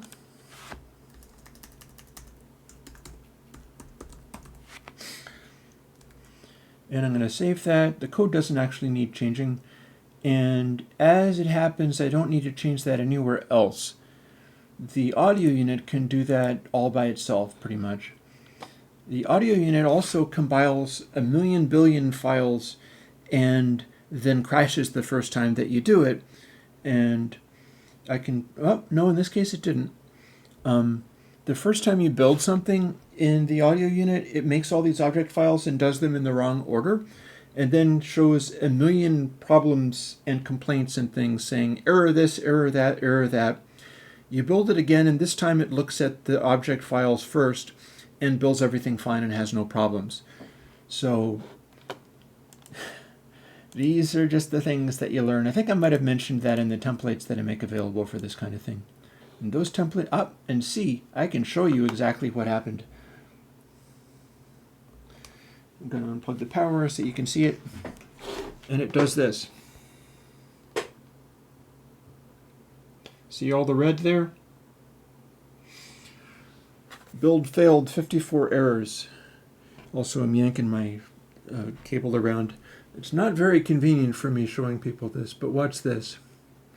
I've changed nothing. Can you see that? And I hit build again. Build. Computers are weird, man. So, plug my power cable in, because in order to hold the laptop up, I can't yank the cables around like that.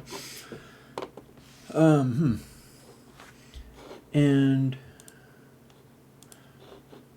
build again, just for shucks and giggles. That will have made this. Build Dino again, that's fine too.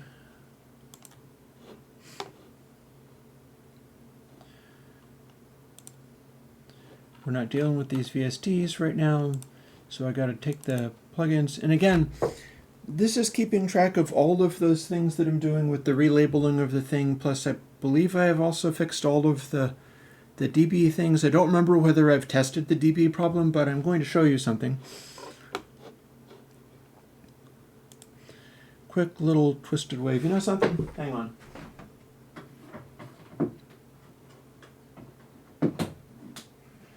Okay, never mind.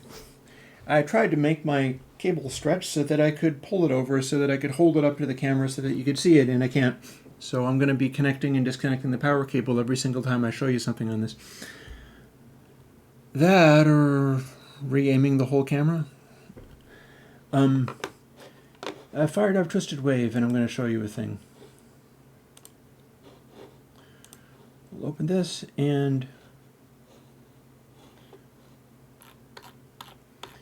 recent effects, Airwindows Mojo. See, I've done this thing.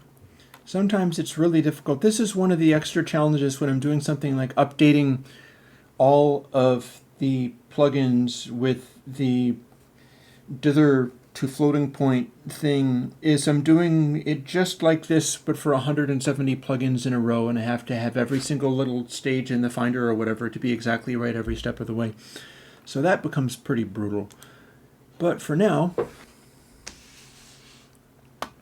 like, can I even, oh my god. Well, I don't need to look up iron oxide any longer.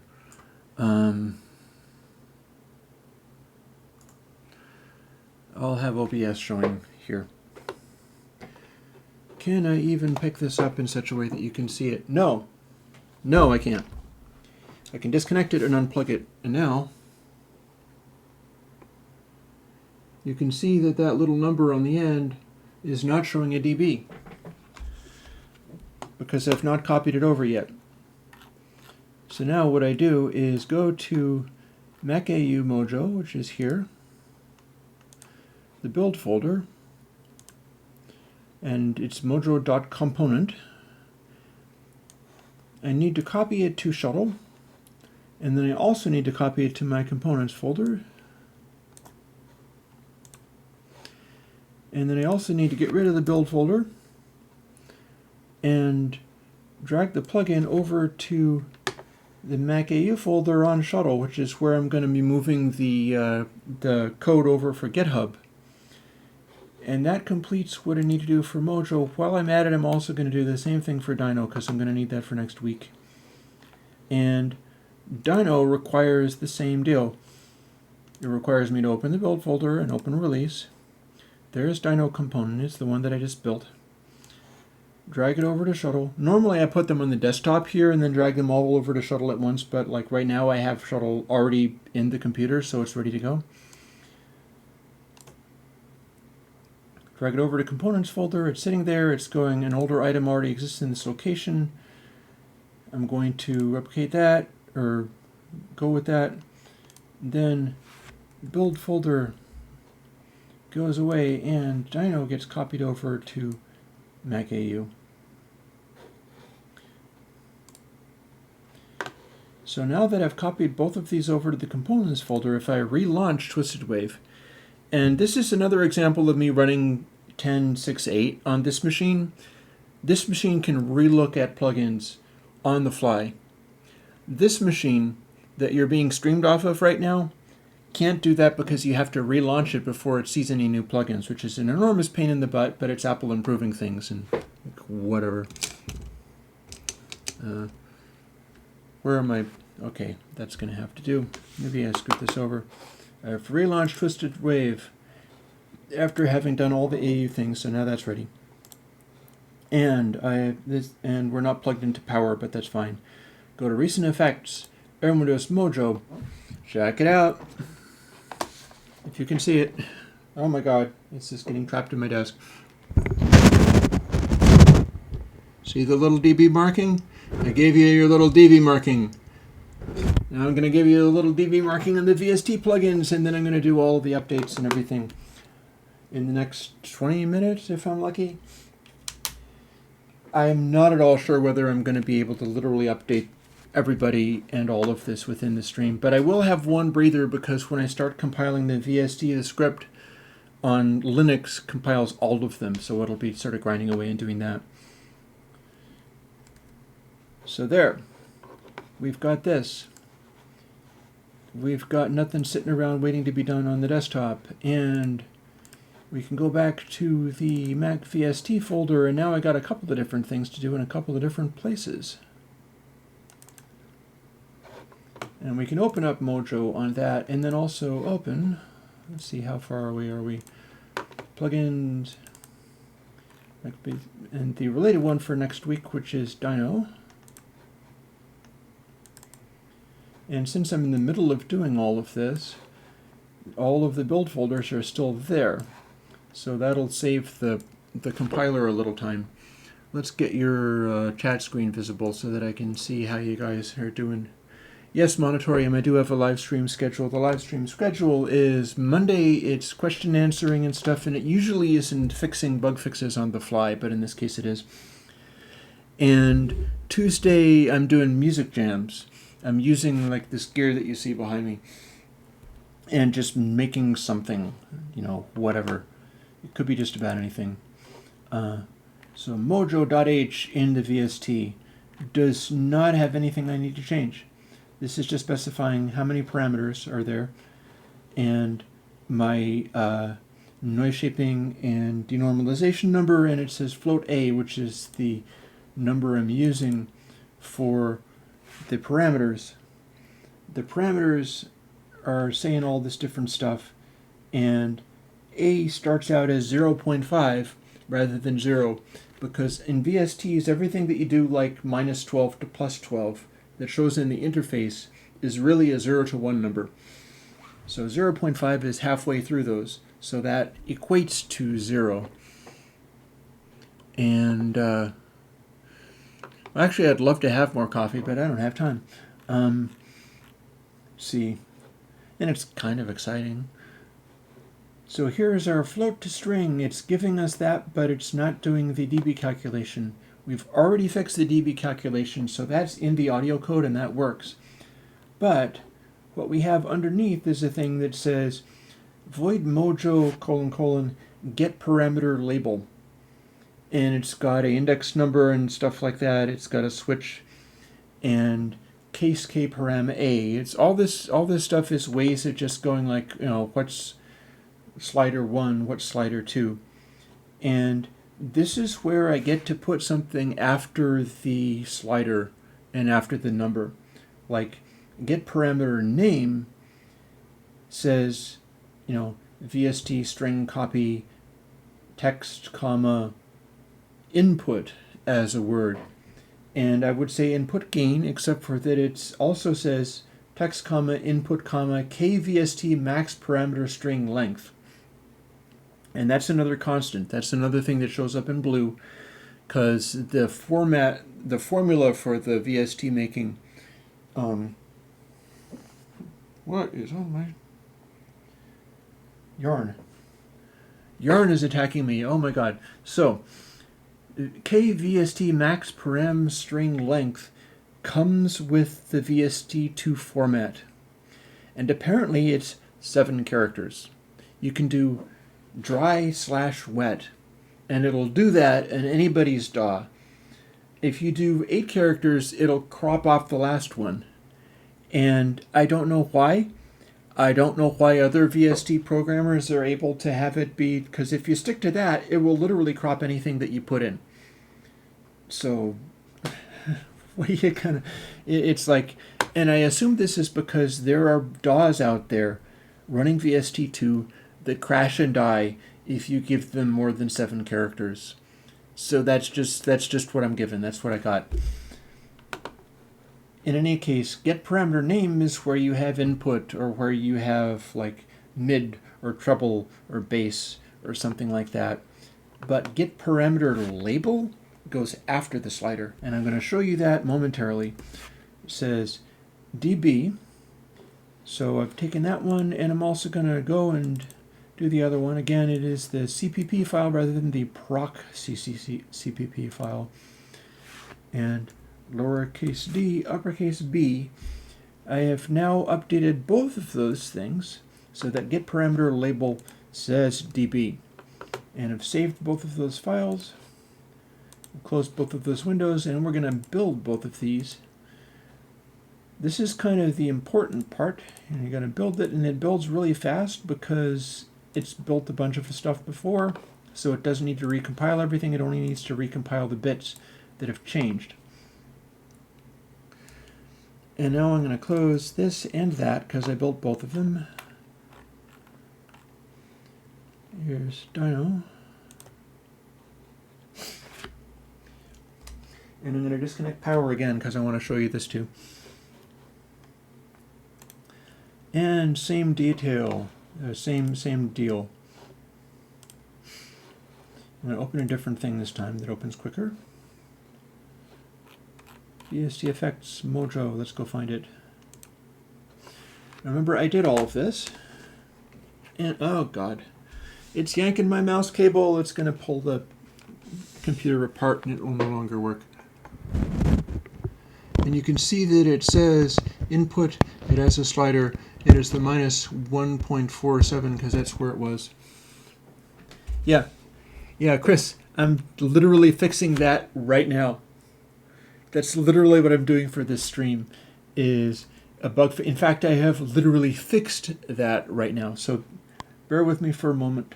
I'm going to option drag Dino over to Shuttle because this is the completed plugin. Scroll down a little bit. Here's Mojo.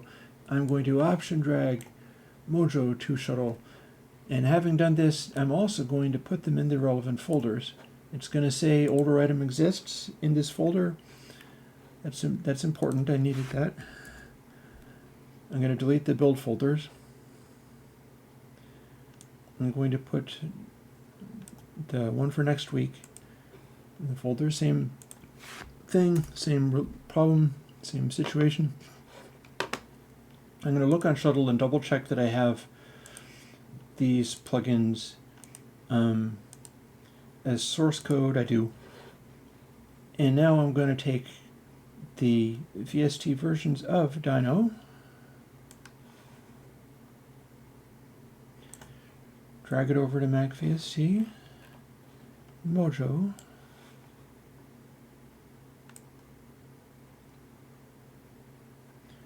drag that over to Mac VST, check them. I copied them open so they're showing up in the Finder as open. And I also just changed the thing. So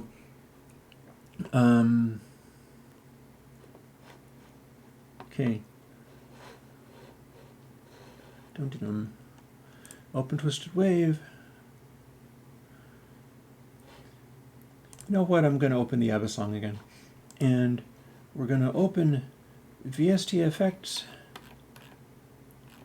Mojo.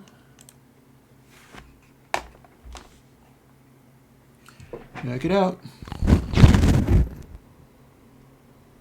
It shows the DB on the end now. I just added that on by request for you. So what's going on there? And I could probably run a little bit beyond one. Tell you what, I'm going to stay live until we have the plugin for you available. And I can also play it.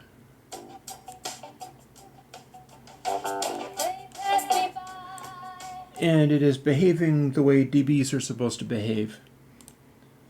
And I'm sorry about not being able to show the screens. That would involve better cameras. I can't afford them right now. We'll figure. Better or more cameras or who knows what. I'll figure something out. This camera is actually not that expensive, so I might be able to work out something. But the whole screen sharing stuff, there's a lot of fancy stuff that you can do with YouTube video making that requires expensive equipment that I can't have. So instead, let's quit out of this. And here is where we get to the amusing phase of, we've got those things on Shuttle. We have Mac VSTs of everything. All the other stuff is built through just sort of generating variations on those themes. Like the code that I've done is actually complete, and we're just building in different formats, but they're very complicated, somewhat exasperating processes. Like I follow this page of instructions to do it.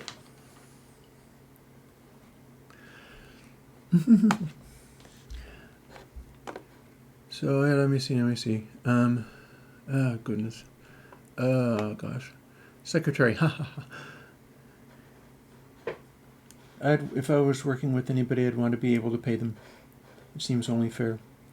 So my next step is to launch Windows 7. in my virtual machine, because that's my next stage.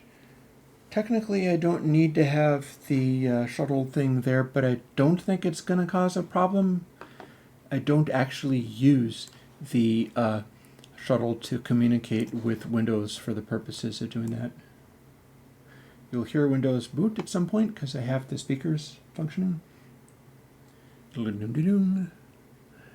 And now, what kind of chair is this? This is a simple office chair, but this backing is a car seat cover. So this is an old, worn-out chair. I wonder if it would be convenient to show. This would be fun. And it's a distraction from the madness that I'm in the middle of doing. Yeah, check it out. This is what the chair really looks like. So I got an office, I got a car seat cover to cover up the worn out chair. This is what Airwindows is really like on the inside. You're getting a real glimpse into the insides. And you know, this is a comfy chair. It might be beat up to beyond imagining, but it is actually a comfy chair. So I've got Parallels up and Windows is booted. I'll be talking you through this as well, because this is just a sequence of events.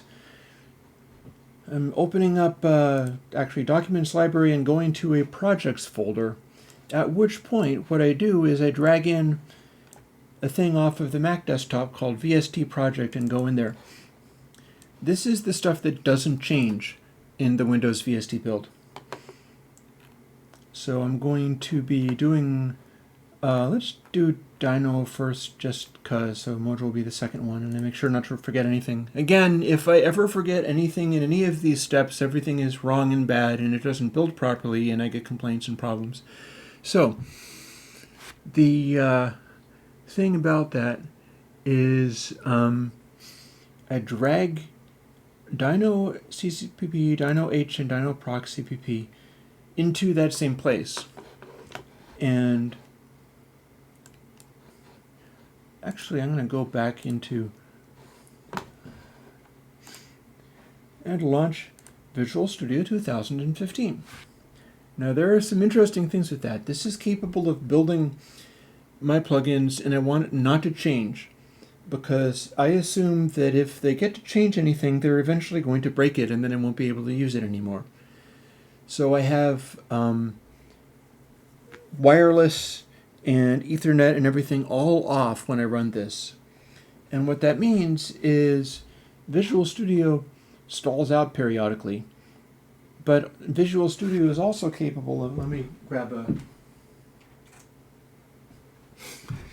it's difficult to read this stuff sometimes. So these are actually more long distance glasses.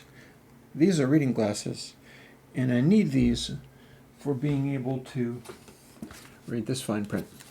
And this fine print has my instructions for how I do this stuff. So what we're doing is opening up Solution Explorer, and they're up. Micro Visual Studio is busy. It's waiting for an internal operation to complete. If you regularly encounter this display during normal usage, please report this problem to a likely story. No, I constantly run into that. It's constantly doing it to me. So what I'm looking for is my instructions here. Dragging this stuff in, Control-Shift-O. And the reason I like referring to the shortcuts, even though I tend to forget them from time to time because there's so many of them, is because if I'm updating everything, I have to do this 170 times in a row. So I need to get it down to where the entire process takes about 30 seconds to do the special build. So I open VST Project, I open the bottom of the categories in there, and it starts loading it up. It's showing up in a thing called Solution Explorer. It's preparing that. Sometimes I'll have to open it up so that it shows all of the things, and it'll also stall out and be like, Visual Studio is waiting for the operation to complete. It also pops up a window saying, backup and collaborate, publish to unlimited free repositories, which I ignore. Thankfully, it goes away. Otherwise, it would pop that up every single time, and I'd have to close it every single time while making these builds. What I do next is click the VST Project 32, pause for a moment and click it again so that it highlights. and then go right to go to the end of the selection, and then left twice so that I have only the 32 left. I delete everything else. And I am on, I'm going to have to go and check. Dino. So I switch back to this, and I just deselected that, so I have to select it again and put it in the right place and go Dino. Now the project is named Dino32. Note that it doesn't say 64. I'll have to do that separately. You click on header files and hit Shift-Alt-A, which is Option on the Mac. And then if I double click on the header file, it'll add that to the program. Then in source files, Shift-Alt-A again, click on the source code and hold Control to click on Dino Proc, because they're not in order. Instead it's Dino, then the header file, then Dino Proc. So if you hit Shift, it'll select all of them and put it in the wrong place. So you need to have only the top one and the bottom one, but not the one in the middle. So I have to remember to do Control for a lot of these selections for many of these operations on Windows. However, having done that, I can hit Add, and it adds both of these things in. Having done this, it says Dino32. Dino H is in the header files category. Dino and Dino Proc are in source files category. At this point, I can hit build Dino32, and it will build the plugin. You don't have to ask chat, I'll answer. Mojo is coming out next week. Mojo is the next one. It's just as interesting as actually, no. Mojo is yesterday's. Technically today's, because I'm having to do a bunch of bug fixes and releasing the result. We've now just built the Windows 32 version. So the next thing that I do is select the name, click it and delete the 32 and call it 64 instead, and then make this control here says Configuration Manager. It says Solution Platforms, say x64. If I've changed this, clicked on another folder, because otherwise it won't accept the change that it did in the text, and then click the Solution Platforms and set it to x64. If I build, it says Build Dino64. It'll complain that the intermediate directory still has stuff in it, and I don't care, because I don't care about the feelings of the intermediate directory, but it will successfully build it. Having built it, now I have both of the Windows plugins that I want. I wonder if I can shuffle this stuff around a little bit so that I'm not off screen. Honestly, in a way, you're going to have to just deal with this. I haven't been in quite this situation before. I go to Documents Library and I'm in the folder. I click on Release and I have this pile of stuff, including Dino32 and Dino64. Again, I have to hold Control click in order to do this. So I'm going to drag those to the desktop, which doesn't always work the first time.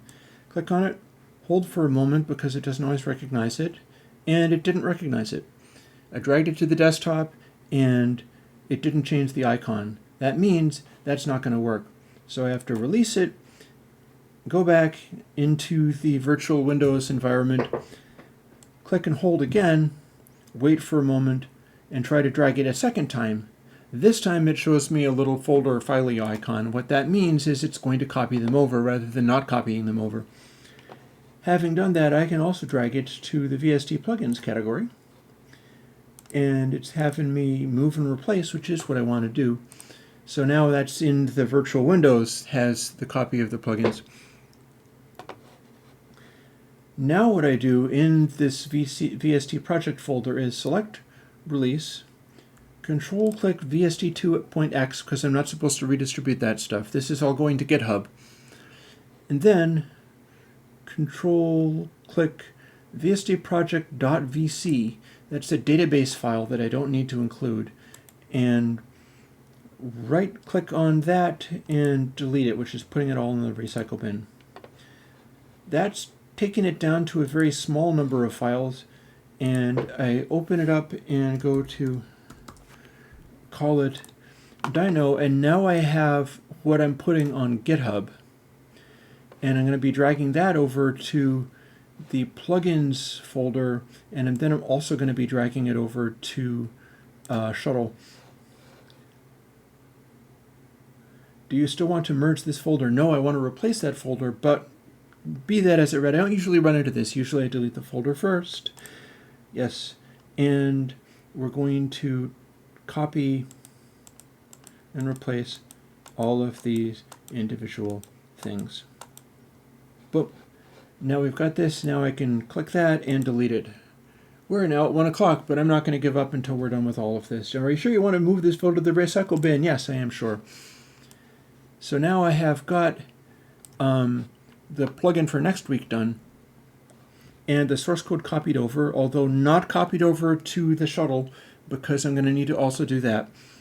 So now next step is, again, drag VST project folder over, because this is my sort of template for building this stuff, and go through exactly the same process once more. But instead of using Dino, this time we're using the one that I'm updating, Mojo.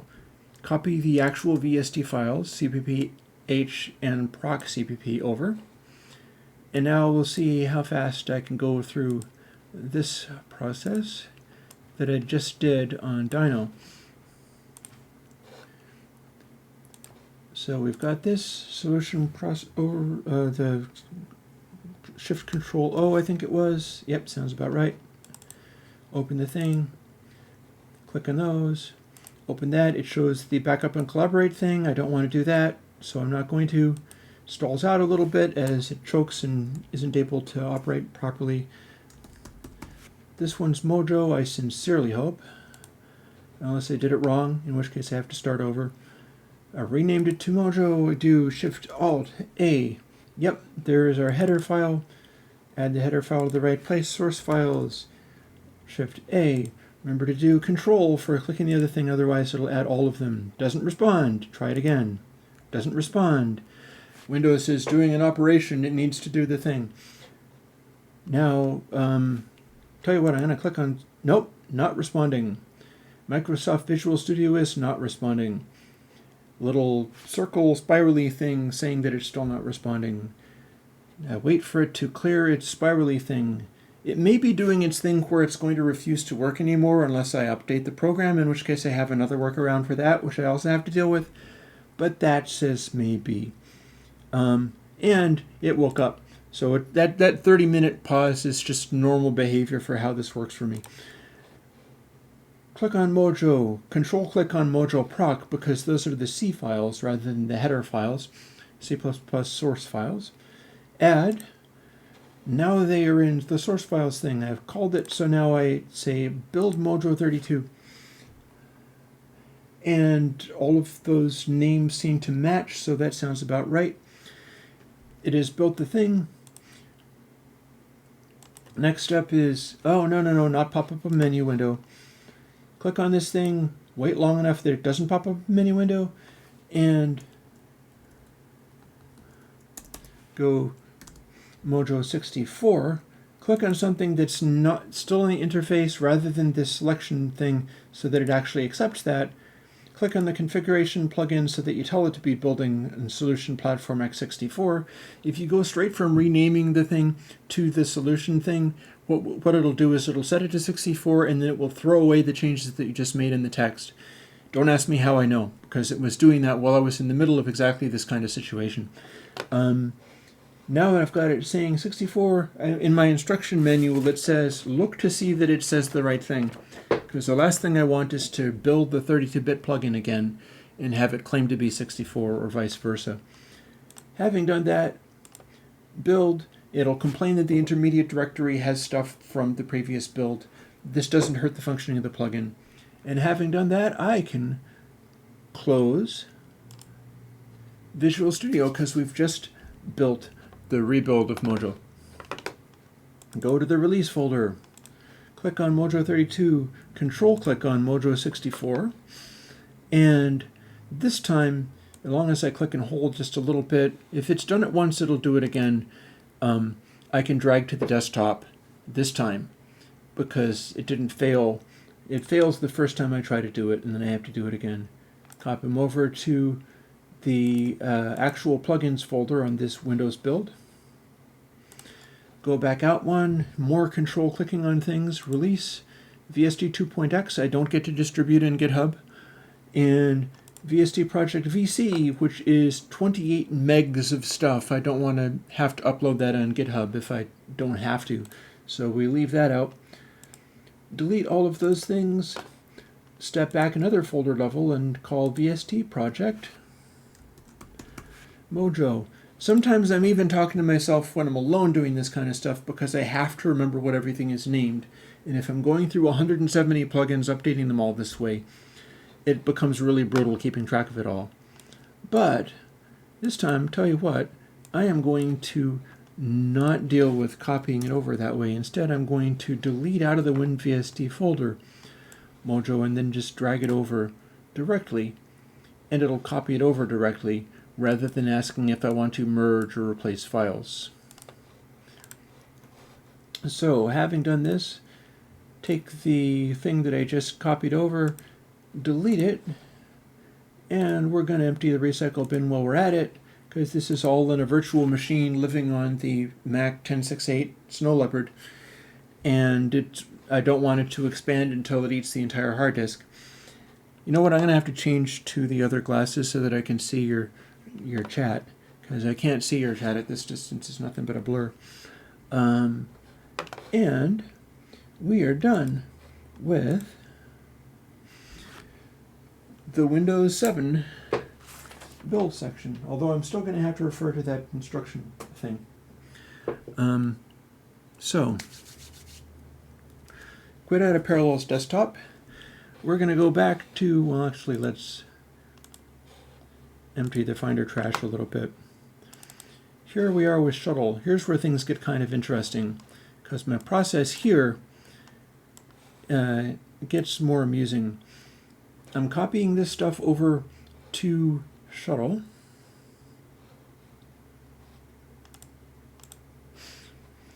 And that way, now I can bring them all over.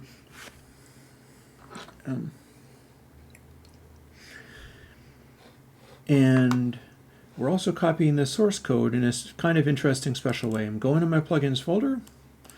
I've already copied over the Mac AU and Mac VST. Now I've got WinVST builds. And this is the source code that's going to be included for this stuff. So what I'm going to do is, and on the Mac I can't actually do those out of the selecting. I don't think I can. Nope, I can't. If I control click stuff on the Mac, it just pops up a dynamic menu. So I have to do two separate moves here. Yeah, I'm going to scan the. Yeah, I'm fixing Mojo. I'm fixing Mojo. Thanks also, Chad, for helping to explain new people showing up, asking questions about this. Which version of Visual Studio? I've already closed Windows, so I can't tell you. It's a relatively recent version, but then I got it working and then I just froze it in place. You're talking about 42, I see. So what I do is I'm in the Windows VST plugins category. I can drag stuff over to Shuttle, and I'm dragging the Windows builds into both SRC and WinVST. And did I even... Mac is sometimes kind of bulky in the way that it shows things. I have one of these selected, and then I was dragging from another one, and it didn't deselect the first one. So I have copied over the Windows build into the WinVST source folder, and also I've also copied it into the Linux source folder, because I tell you what, the way it works, the Windows version is the easiest one to delete the rest of the stuff out of.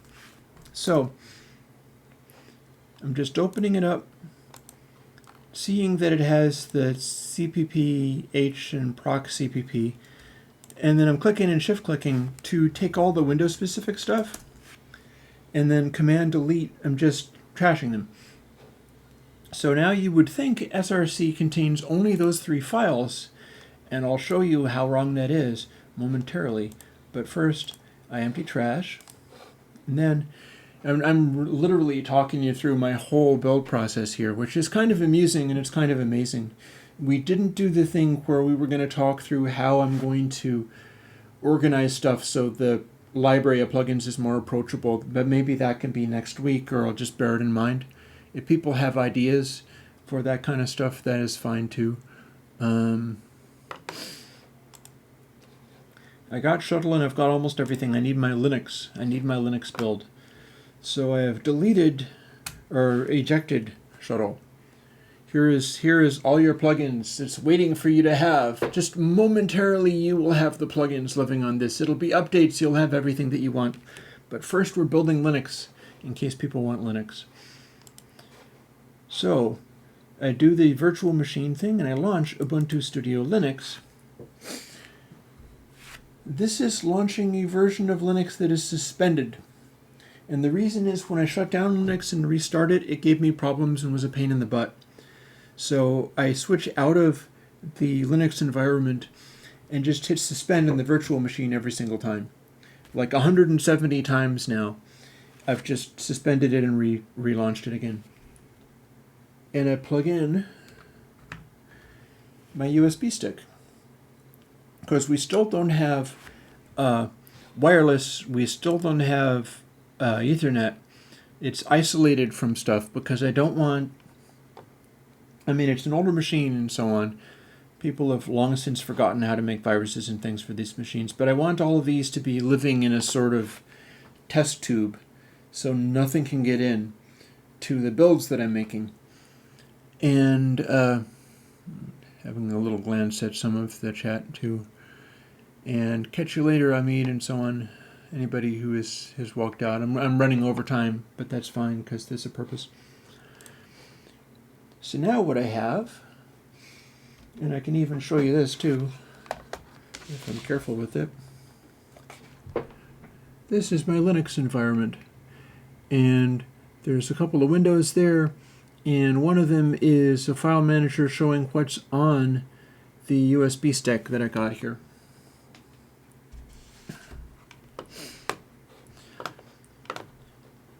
And it's showing the VST and the audio unit as folders.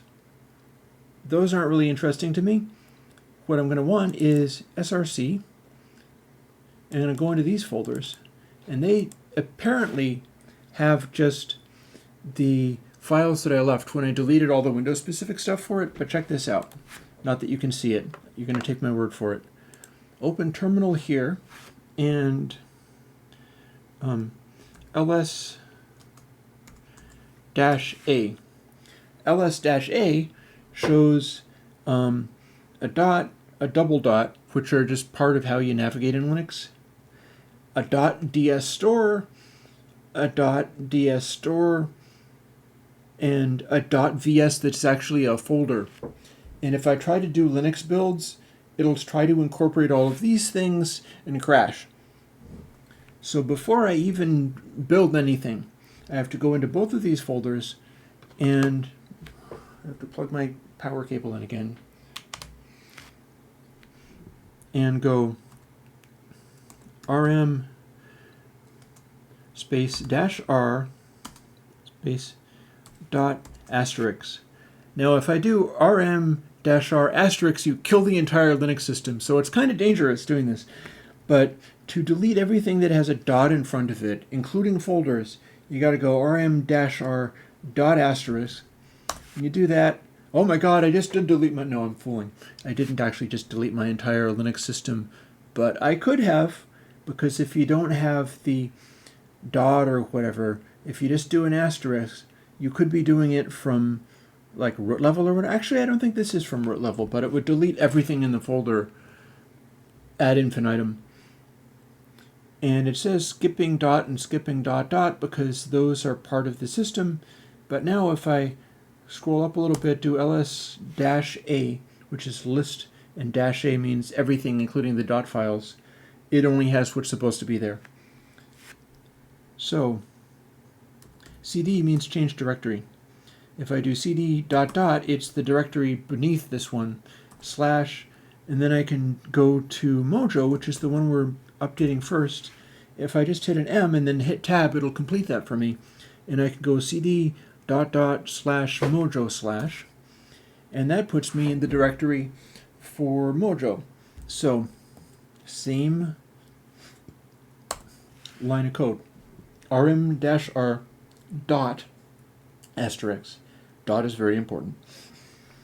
And that has now deleted the dots out of both of those, and this is still sitting on the USB stick. I'm doing all this literally on the USB stick. So now I don't need to have terminal open any longer here. I can close it, and I can go back a step, and both of these are here.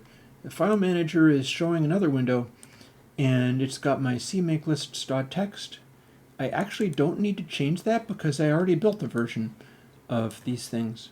I've already got Dino in here, and I've already got Mojo in here. But I do need to update the source, and I'm kind of inclined to delete the stuff that's in here rather than trusting that it's going to be able to merge it. So let's see. Selecting Dino. Delete it. This is Linux, so it means it. When it says, are you sure it means that? I can say, like, right-click on something, and it'll say, you know, cut, copy, move to trash, delete, rename, open terminal here, so on. And if I pick delete, it will ask, are you sure about that? And then if I delete it, it just RM'd that. There's no getting it back. It's not in a trash folder or anything. It's gone. Which means I can take the desired versions of both of these that have been updated and now have the new stuff and drag them over into this area. As long as they don't highlight one of the folders and put the resulting drop inside the folders, we're good. So now I've got source code for GitHub ready on the USB stick, and I've also got in the file manager on the Linux virtual machine the source code that I need for that, and it's in cmakelist. So I go to the build folder. This is where I end up getting the .so files that people want. And in the build folder, I do the right click and it opens a menu, and I go open terminal here and do the magic incantation cmake ...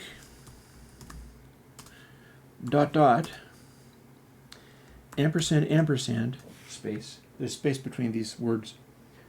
cmake space ... space ampersand space make. And I hit return, and that is the final coding and build stuff that I do for this. And in fact, at this point, I'll tell you what. I think I had that at 6 dB down, right? Close enough. At this point, I can put this back on. And presumably, this is about the same volume, I hope. Because what I'm seeing over here on this screen is a little terminal window that is showing a rebuild of every single Linux plugin. Every single one, 170 plugins. It's building all of them over again from scratch. Which is kind of cumbersome. But then at the same time, it's kind of like, well, why not? That's fine. And once it is finished doing that, what I can do is drag the resulting .so files, which are the Linux VSTs, onto the memory stick, and then close up the laptop because I will be done with my entire updating. And once I have done that, I can drag the stick over to here and go through my updating stages for new updates and for the build that I made, and go into FTP, and I will tell you on the fly when you can go and re-download it. And we will have done that live. We're doing it live. Like the fellow on the I'd hesitate to call it a news station, but I won't get too opinionated here. F it, we're doing it live. So we are literally doing this live. And this is also the stage where I get to sort of breathe and think a little bit, because it takes a while for it to run. It really kind of goes and goes and goes. And it also periodically complains about stuff. It constantly says, clock skew detected, your build may be incomplete. I do not know whether that is the case. The build seemed to work, so clock skew, I think, doesn't actually matter here. So I can finally pay attention to chat a little bit again, and you finally have me with the microphone the way it's supposed to be. Tell me if the volume level is about right or not, because I think I put it back to what it was. Heard any good music lately? I find a lot of music on SoundCloud. I follow like dub techno channels and stuff on SoundCloud, and there are a variety of places like that retweet other people. Maybe I'll copy and paste one of them. Like, let's see. Can open another window and go to SoundCloud. Linux stuff is still building. And I found a fun thing that a bunch of people have liked. Let me go to this particular one.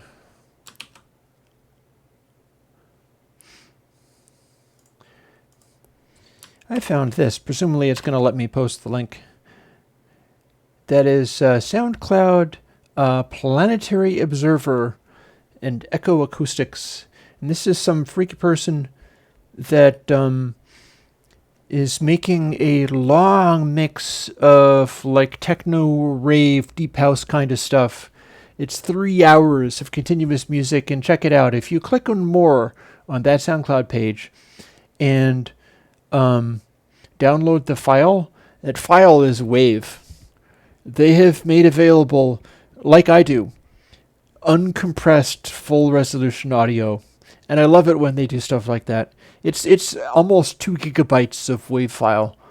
But, when you use SoundCloud as your hosting, that's one of the things that you can do is, let me clean up some of my details here. Boop. Mojo, some of this stuff I'm not going to actually have to do for this update. Some of this stuff is,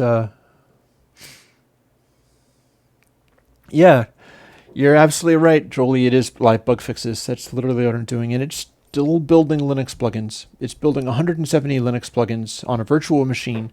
So it takes it a little while to do. But yeah, and we have just finished. Build target vibrato finished. So now what I do is I close the terminal since I don't need that any longer. And I grab these out of the build folder and one by one drag them over to the USB stick that I'm using. Here's Dino for next week. And here is Mojo for right now. And having done that, I gotta eject the USB stick. Unlike on macOS, when you eject a USB stick on Linux, it shuts off the light on the USB stick, which I think is neat. On Mac, you don't get that. On Mac, it doesn't shut the light off. I don't remember whether it does or not on Windows, which means I can unplug it. And having finished with this, I gotta press Control-Alt to release the mouse from the virtual Linux machine, and I suspend that. And having suspended, it'll take a moment. 9500, I can quit. I am now closing the laptop. The laptop coding of this bug fix adventure is finished. And plugging in the USB stick. Hope to hell nobody infects my USB stick. That'd be terrible. There's only so good you can get as far as computer security goes. But now I have my USB stick open and my data drive, and we're gonna put some of these things in their correct places. Firstly, what I'm going to do is select kind and dump everything in new updates, or in the to new updates folder, which is where everything gets staged before it's ready to go. We're going to apply to all, and we're going to replace everything that was there. And having done that, I can actually delete the stuff off of the USB stick. And now it'll take a little bit longer.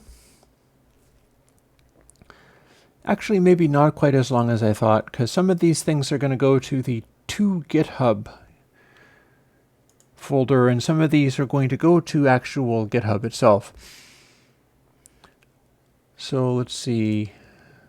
And bits of it don't actually have to get updated. So I don't have to update CMake list because this is still Mojo. And to Dino goes to GitHub. This is MacAU to MacAU. Yes, I'm replacing. And Mojo goes to the MacAU in that. I could have command dragged them to save me the trouble of deleting these, but I'm deleting them as I go. I'll try remembering that next time. As long as I remember everything in the long run, it works. MacVST now. I got to put the MacVST in the various code places. So Dino is going to the MacVST into GitHub. It's a staging area ready for me to put there. If I hold down Command while dragging from one disk to another, it will actually move it rather than just copying it. And that leaves it clear for me to do the next stage. So, Dino... Oh god, no, I've selected the wrong thing. Dino without selecting the closing folder, the occupying the one step other parent folder. Anyways, Command. Hold down Command so that I can copy. I'm on Dino. That goes to GitHub. It goes to MacVST from the MacVST. I'm replacing. So yes. And remember, the reason I get pumped up about this is because anything is the slightest bit wrong, it's a complete failure, and I basically have to go back and fix it. So this is a relaxing, soothing job with lots of room for getting things slightly wrong. Not. MacVST Mojo. Here we are back with the updates of things that are actually being updated. And Mojo goes to hold down Command to move rather than copy. And we're no longer... Nope, we haven't done the Linux VST yet. It goes to the Mac VST on GitHub itself. It will say the older folder exists. There, that older folder exists. Now I'm going to do src, which means Linux VST. And I've got my to GitHub folder ready. So Dino is replacing the one in the to GitHub folder. The staging area helps me make sense of where I'm at. It helps this madness settle down a little bit. And often I'll be doing it a little slower, but I have somewhere to be at one. And I'm anxious to do this full update and give everybody the repaired plugins as fast as they humanly can. Just because it becomes kind of an exciting game at that point. It's like, yeah, let's do all of this. And you also get to see what it's like. Mojo to the source folder in GitHub. That has successfully moved that. And now WinVST, Dino to GitHub. That's going to replace something. Correct. And Mojo 2. WinVST on GitHub. There. Now I can eject Shuttle because Shuttle no longer has anything on it. And we're almost ready. We're almost ready. When I finish with this, I am going to go and lie down for a while, or more likely go and make another cup of coffee or something. But to GitHub is now up to date. It has its current plugins. The GitHub folder here has its current plugins, which means I can launch GitHub Desktop. I'm probably going to end up doing learning to do it all in terminal because GitHub Desktop is controlled by Microsoft now, and what Microsoft does is it adds Clippy to everything. So if I'm in the Airwindows repository,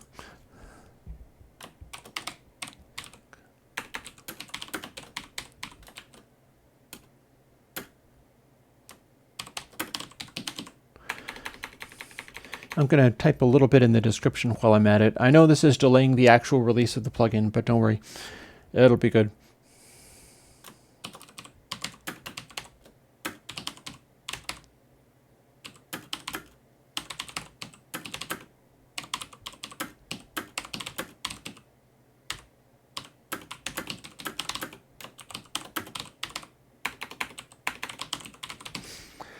So my comment on this update is added DB markings to things and fixed a gain issue in all the VST versions, which is what just happened over the last hour. And DB is a non-capitalized D. If I commit to master, this is what I mean by Microsoft just made everything turn into Clippy.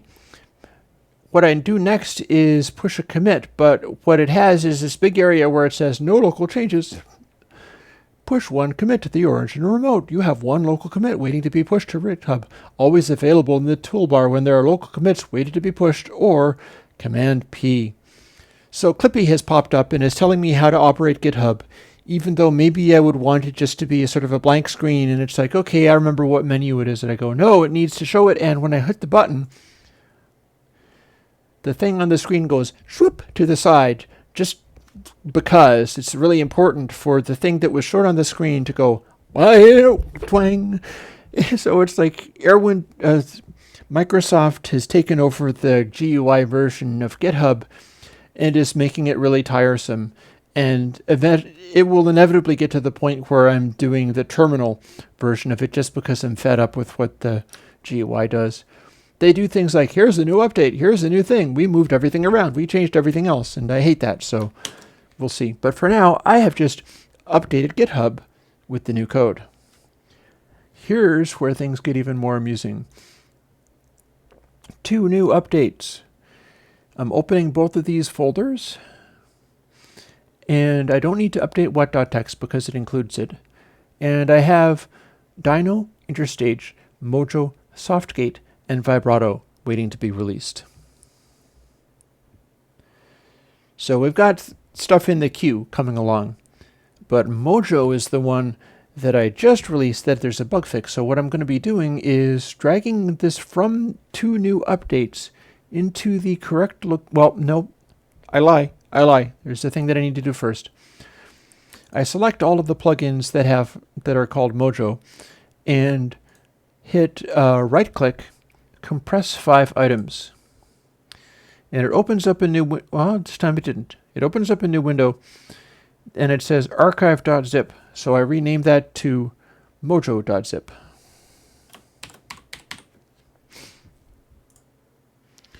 Hoping like hell that I did that correctly and I remembered that it was the right thing. I just opened that folder to just double check, and sure enough, that is in fact Mojo. How many of you on the stream downloaded stuff off of the actual plugin page rather than out of new updates? Because here's what I'm going to do. I'm opening up an FTP, which is the one that I'm going to need. Going to airwindows.com because they have a bunch of different websites. WP content is where that lives. Uploads. And 2019 and 07. This is where mojo.zip lived.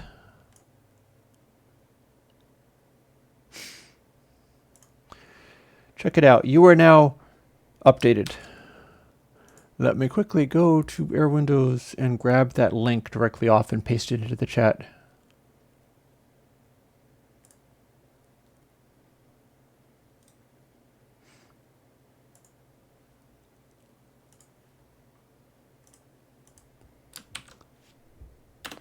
So you got it here first. There you go.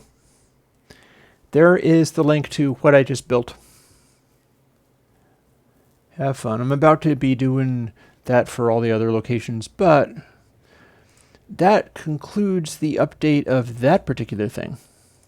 But I'm not quite done yet because we still have new updates in case anybody was downloading the entire package rather than just that isolated one. That said, I can delete mojo.zip now because I have just updated it. Still at the FTP site, going to where new update.zip lives, closing the new updates thing, and now I have to start putting everything in the correct places. So mojo.so goes into the Linux VST folder of new updates. And it's going to ask me to replace everything as I go, which means that I'm doing it right. Components goes in Mac AU. Again, being asked to replace it. VST goes into the Mac VST. Yet another with the replacing, which is good. Mojo 32 goes into WinVST 32. Again, I'm being asked to replace, which means that this is correct. And 64 goes to WinVST 64. So 2 new updates.zip now is just got stuff for next week and so on. So what I'm going to do is compress new updates. It's preparing to compress more than 2,000 items. However, it takes less than a minute to do so. We're almost done, and I'm about to upload that.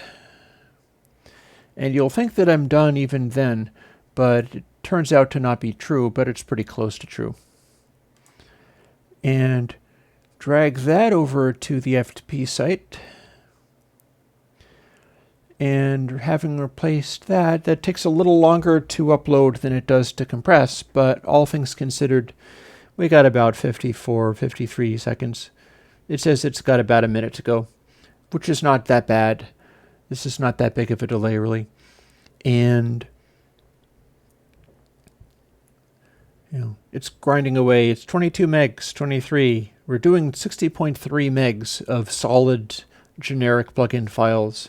Huge library that fits into 60 megs, which pleases me. I mean, if I start doing the graphic VSTs for any reason at some time in the future where that becomes a thing and it seems to make sense to people, it wouldn't be all of them, obviously, but it would have to be in a separate download because the download size would start mushrooming and becoming huge.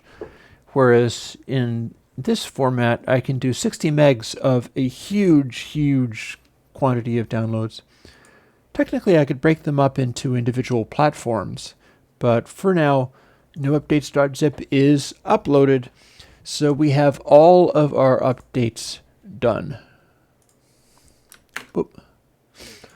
That was a command delete or command backspace. To close that, I can close that Finder window,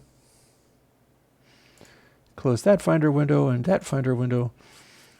Those things are all set. I'm going to just take a moment to check the mojo.zip that I just downloaded off of the web page, and it does indeed claim that all of them are built today. In fact, all of them are built today like half an hour ago, except for the Linux file that claims that it was modified in February 28th, 2018 for no reason I can configure. Okay, whatever you say, man. I'm not really worried about the creation dates or modification dates on that. Doesn't make any sense, but did-em. And at this point, I have copied and pasted the thing. Here's my... We're not quite done, although we are done with the FTP program, so I can close that. And I got chat available. I just posted the thing. And yeah, I like the commentary on Dub Techno and stuff. It's always fun discovering new things like that. I have the occasional favorites, like stuff that has made a particular impression. But I ain't quite done yet because I made announcements in 2 places. I made announcements in Gearsluts and KVR. And that has also bounced to a different place, which is somebody likes to make posts on Facebook. And it's also bounced to Twitter through a thing called If This Then That makes a post to Twitter when I have a new product release. So I'm probably also going to, let's see, another tab. We'll add another Twitter post and another tab for the Facebook. And now let's announce everybody in 4 places rather than just 1, or rather than just 2. It sort of expands as you go. I made my post. And new reply.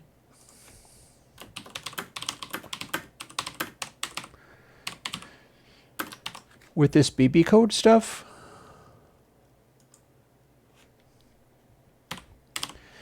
Often I do it all on Gearsluts and then copy the resulting BB code for the post and paste it into the KVR. Because I like doing boldface and stuff.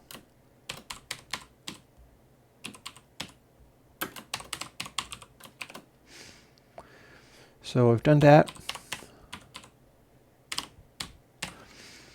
And again, this is the kind of thing where I continue to have to get everything perfect every step of the way.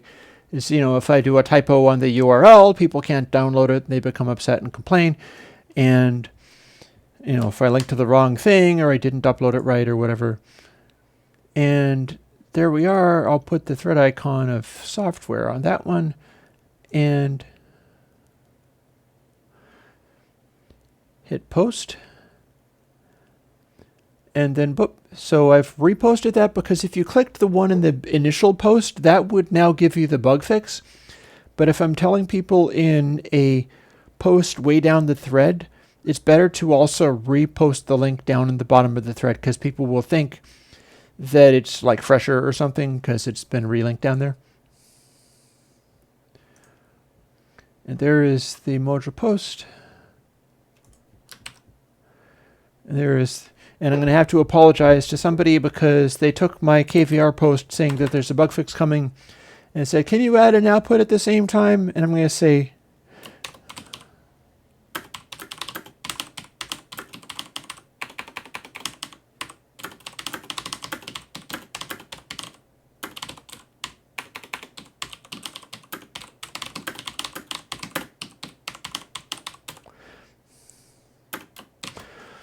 nope on the output, sorry, but there will be more complicated plugins with this algorithm.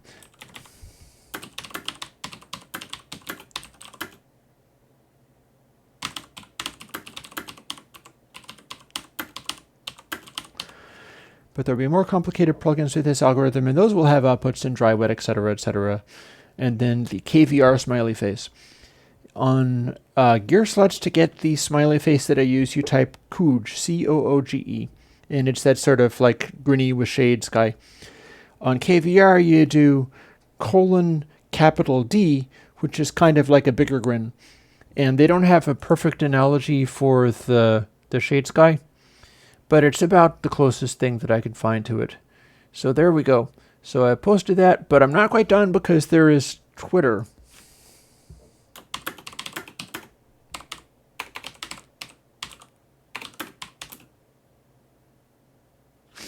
But I have to go back to the other format. I can't do BB code on Twitter, I don't think. So I'm going to want copy link location for Twitter and Facebook. I don't think they do BB code. So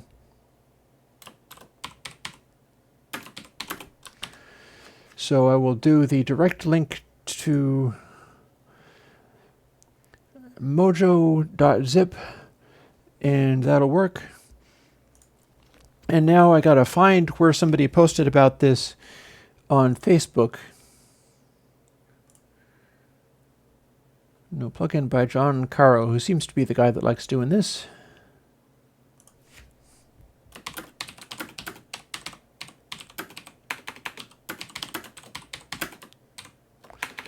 Like throwing the smiley faces in there just because everything seems kind of heavy and grim if you don't.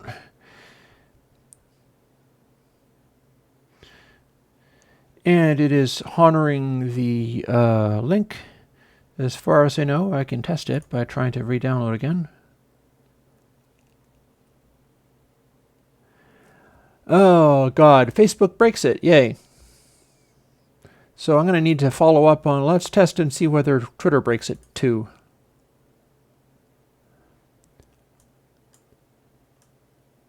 No, Twitter does not break it. See one new tweet. Yep, there we go. But Facebook does break it. Can I delete that post? Can I edit that post? Let's set it to edit the post. And then let's... No, I'm deep linking to everything, aren't I? let's literally go to the Airwindows site and link to the page rather than trying to link to the file, because I can't link to the file because that doesn't work. So, airwindowscom.mojo. Oh yeah, YouTube. I have to also update this on YouTube. It's an interesting line of work, gotta tell you, friends. So we're updating this, deleting that link, and reposting it as a link to Mojo. And in this case, even though Facebook has that output tracking link, in this case, it will at least let you go to my website. See, it adds $FBCLID equals elaborate pile of stuff, and that was breaking the zip link. But it's at least letting people go to the website from Facebook page, so that's fine. So I got that fixed. Facebook users are able to be directed to the bug fix. And lastly, I gotta post something on YouTube where the YouTube post came. Fortunately, I'm on the actual page, or I'm on the Airwindows account because I'm streaming into it. So let's go to that video. Is that going to take me to the video, or is it no, it's going to take me to the edit page? Okay, so let's not do that. Instead, let's go to my account subscriptions. And then let's go to home because that was useless. And we've got a live stream going and it's still not showing me anything. How am I going to do this? How am I going to get to the video from the video? Library, history, watch later. No. Your channel. How about that? Can I go to the video from being on my channel? Let's see. If I click on this from uploads, does it go to the page? Yes. And I'm talking into my own ears off of that, but that is good because that means that I have a bug fix.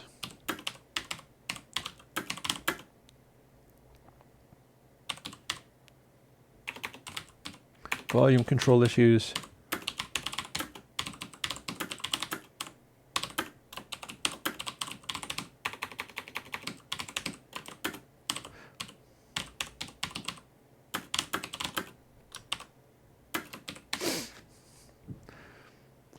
So I'm saying I have a bug fix for volume control issues with the VST versions. Re-download it from http airwindows.com mojo. Now let's find out whether YouTube lets you go to a website from something that you posted as a link. Dun dun dun. Because Facebook didn't remember. Facebook didn't let me go to zip. YouTube lets you go to it and doesn't even give you a weird URL. So we close that stuff down, and like 48 minutes after 1, check it out. We're done. We have completed the bug fix update and also repaired the one for next week. So yay. I hope you like the one for next week. And I hope you like Mojo. And we'll get back to talking about how to organize large numbers of plugins so that people know what they're trying to find. But, you know, for now, I've just put in a serious workday on camera and on the clock. Turned around another update, or turned around another bug fix in about an hour or 2 hours or so from when I was informed of it, which is pretty good as far as bug fix speed is concerned, particularly compared to other people's plugins. I'm not going to name any names. Bada bing, bada boom, as Chaim says. And with that, I will bid you good afternoon, and I'll talk to you later. No promises about whether I'm going to be doing this on lots of Mondays, but odds are if I become aware of a bug on Monday while streaming, it is going to take over everything else that I do, but I don't necessarily have to start streaming to do it. Hope you like the bug fix, and I hope you like Mojo. And I'll talk to you later.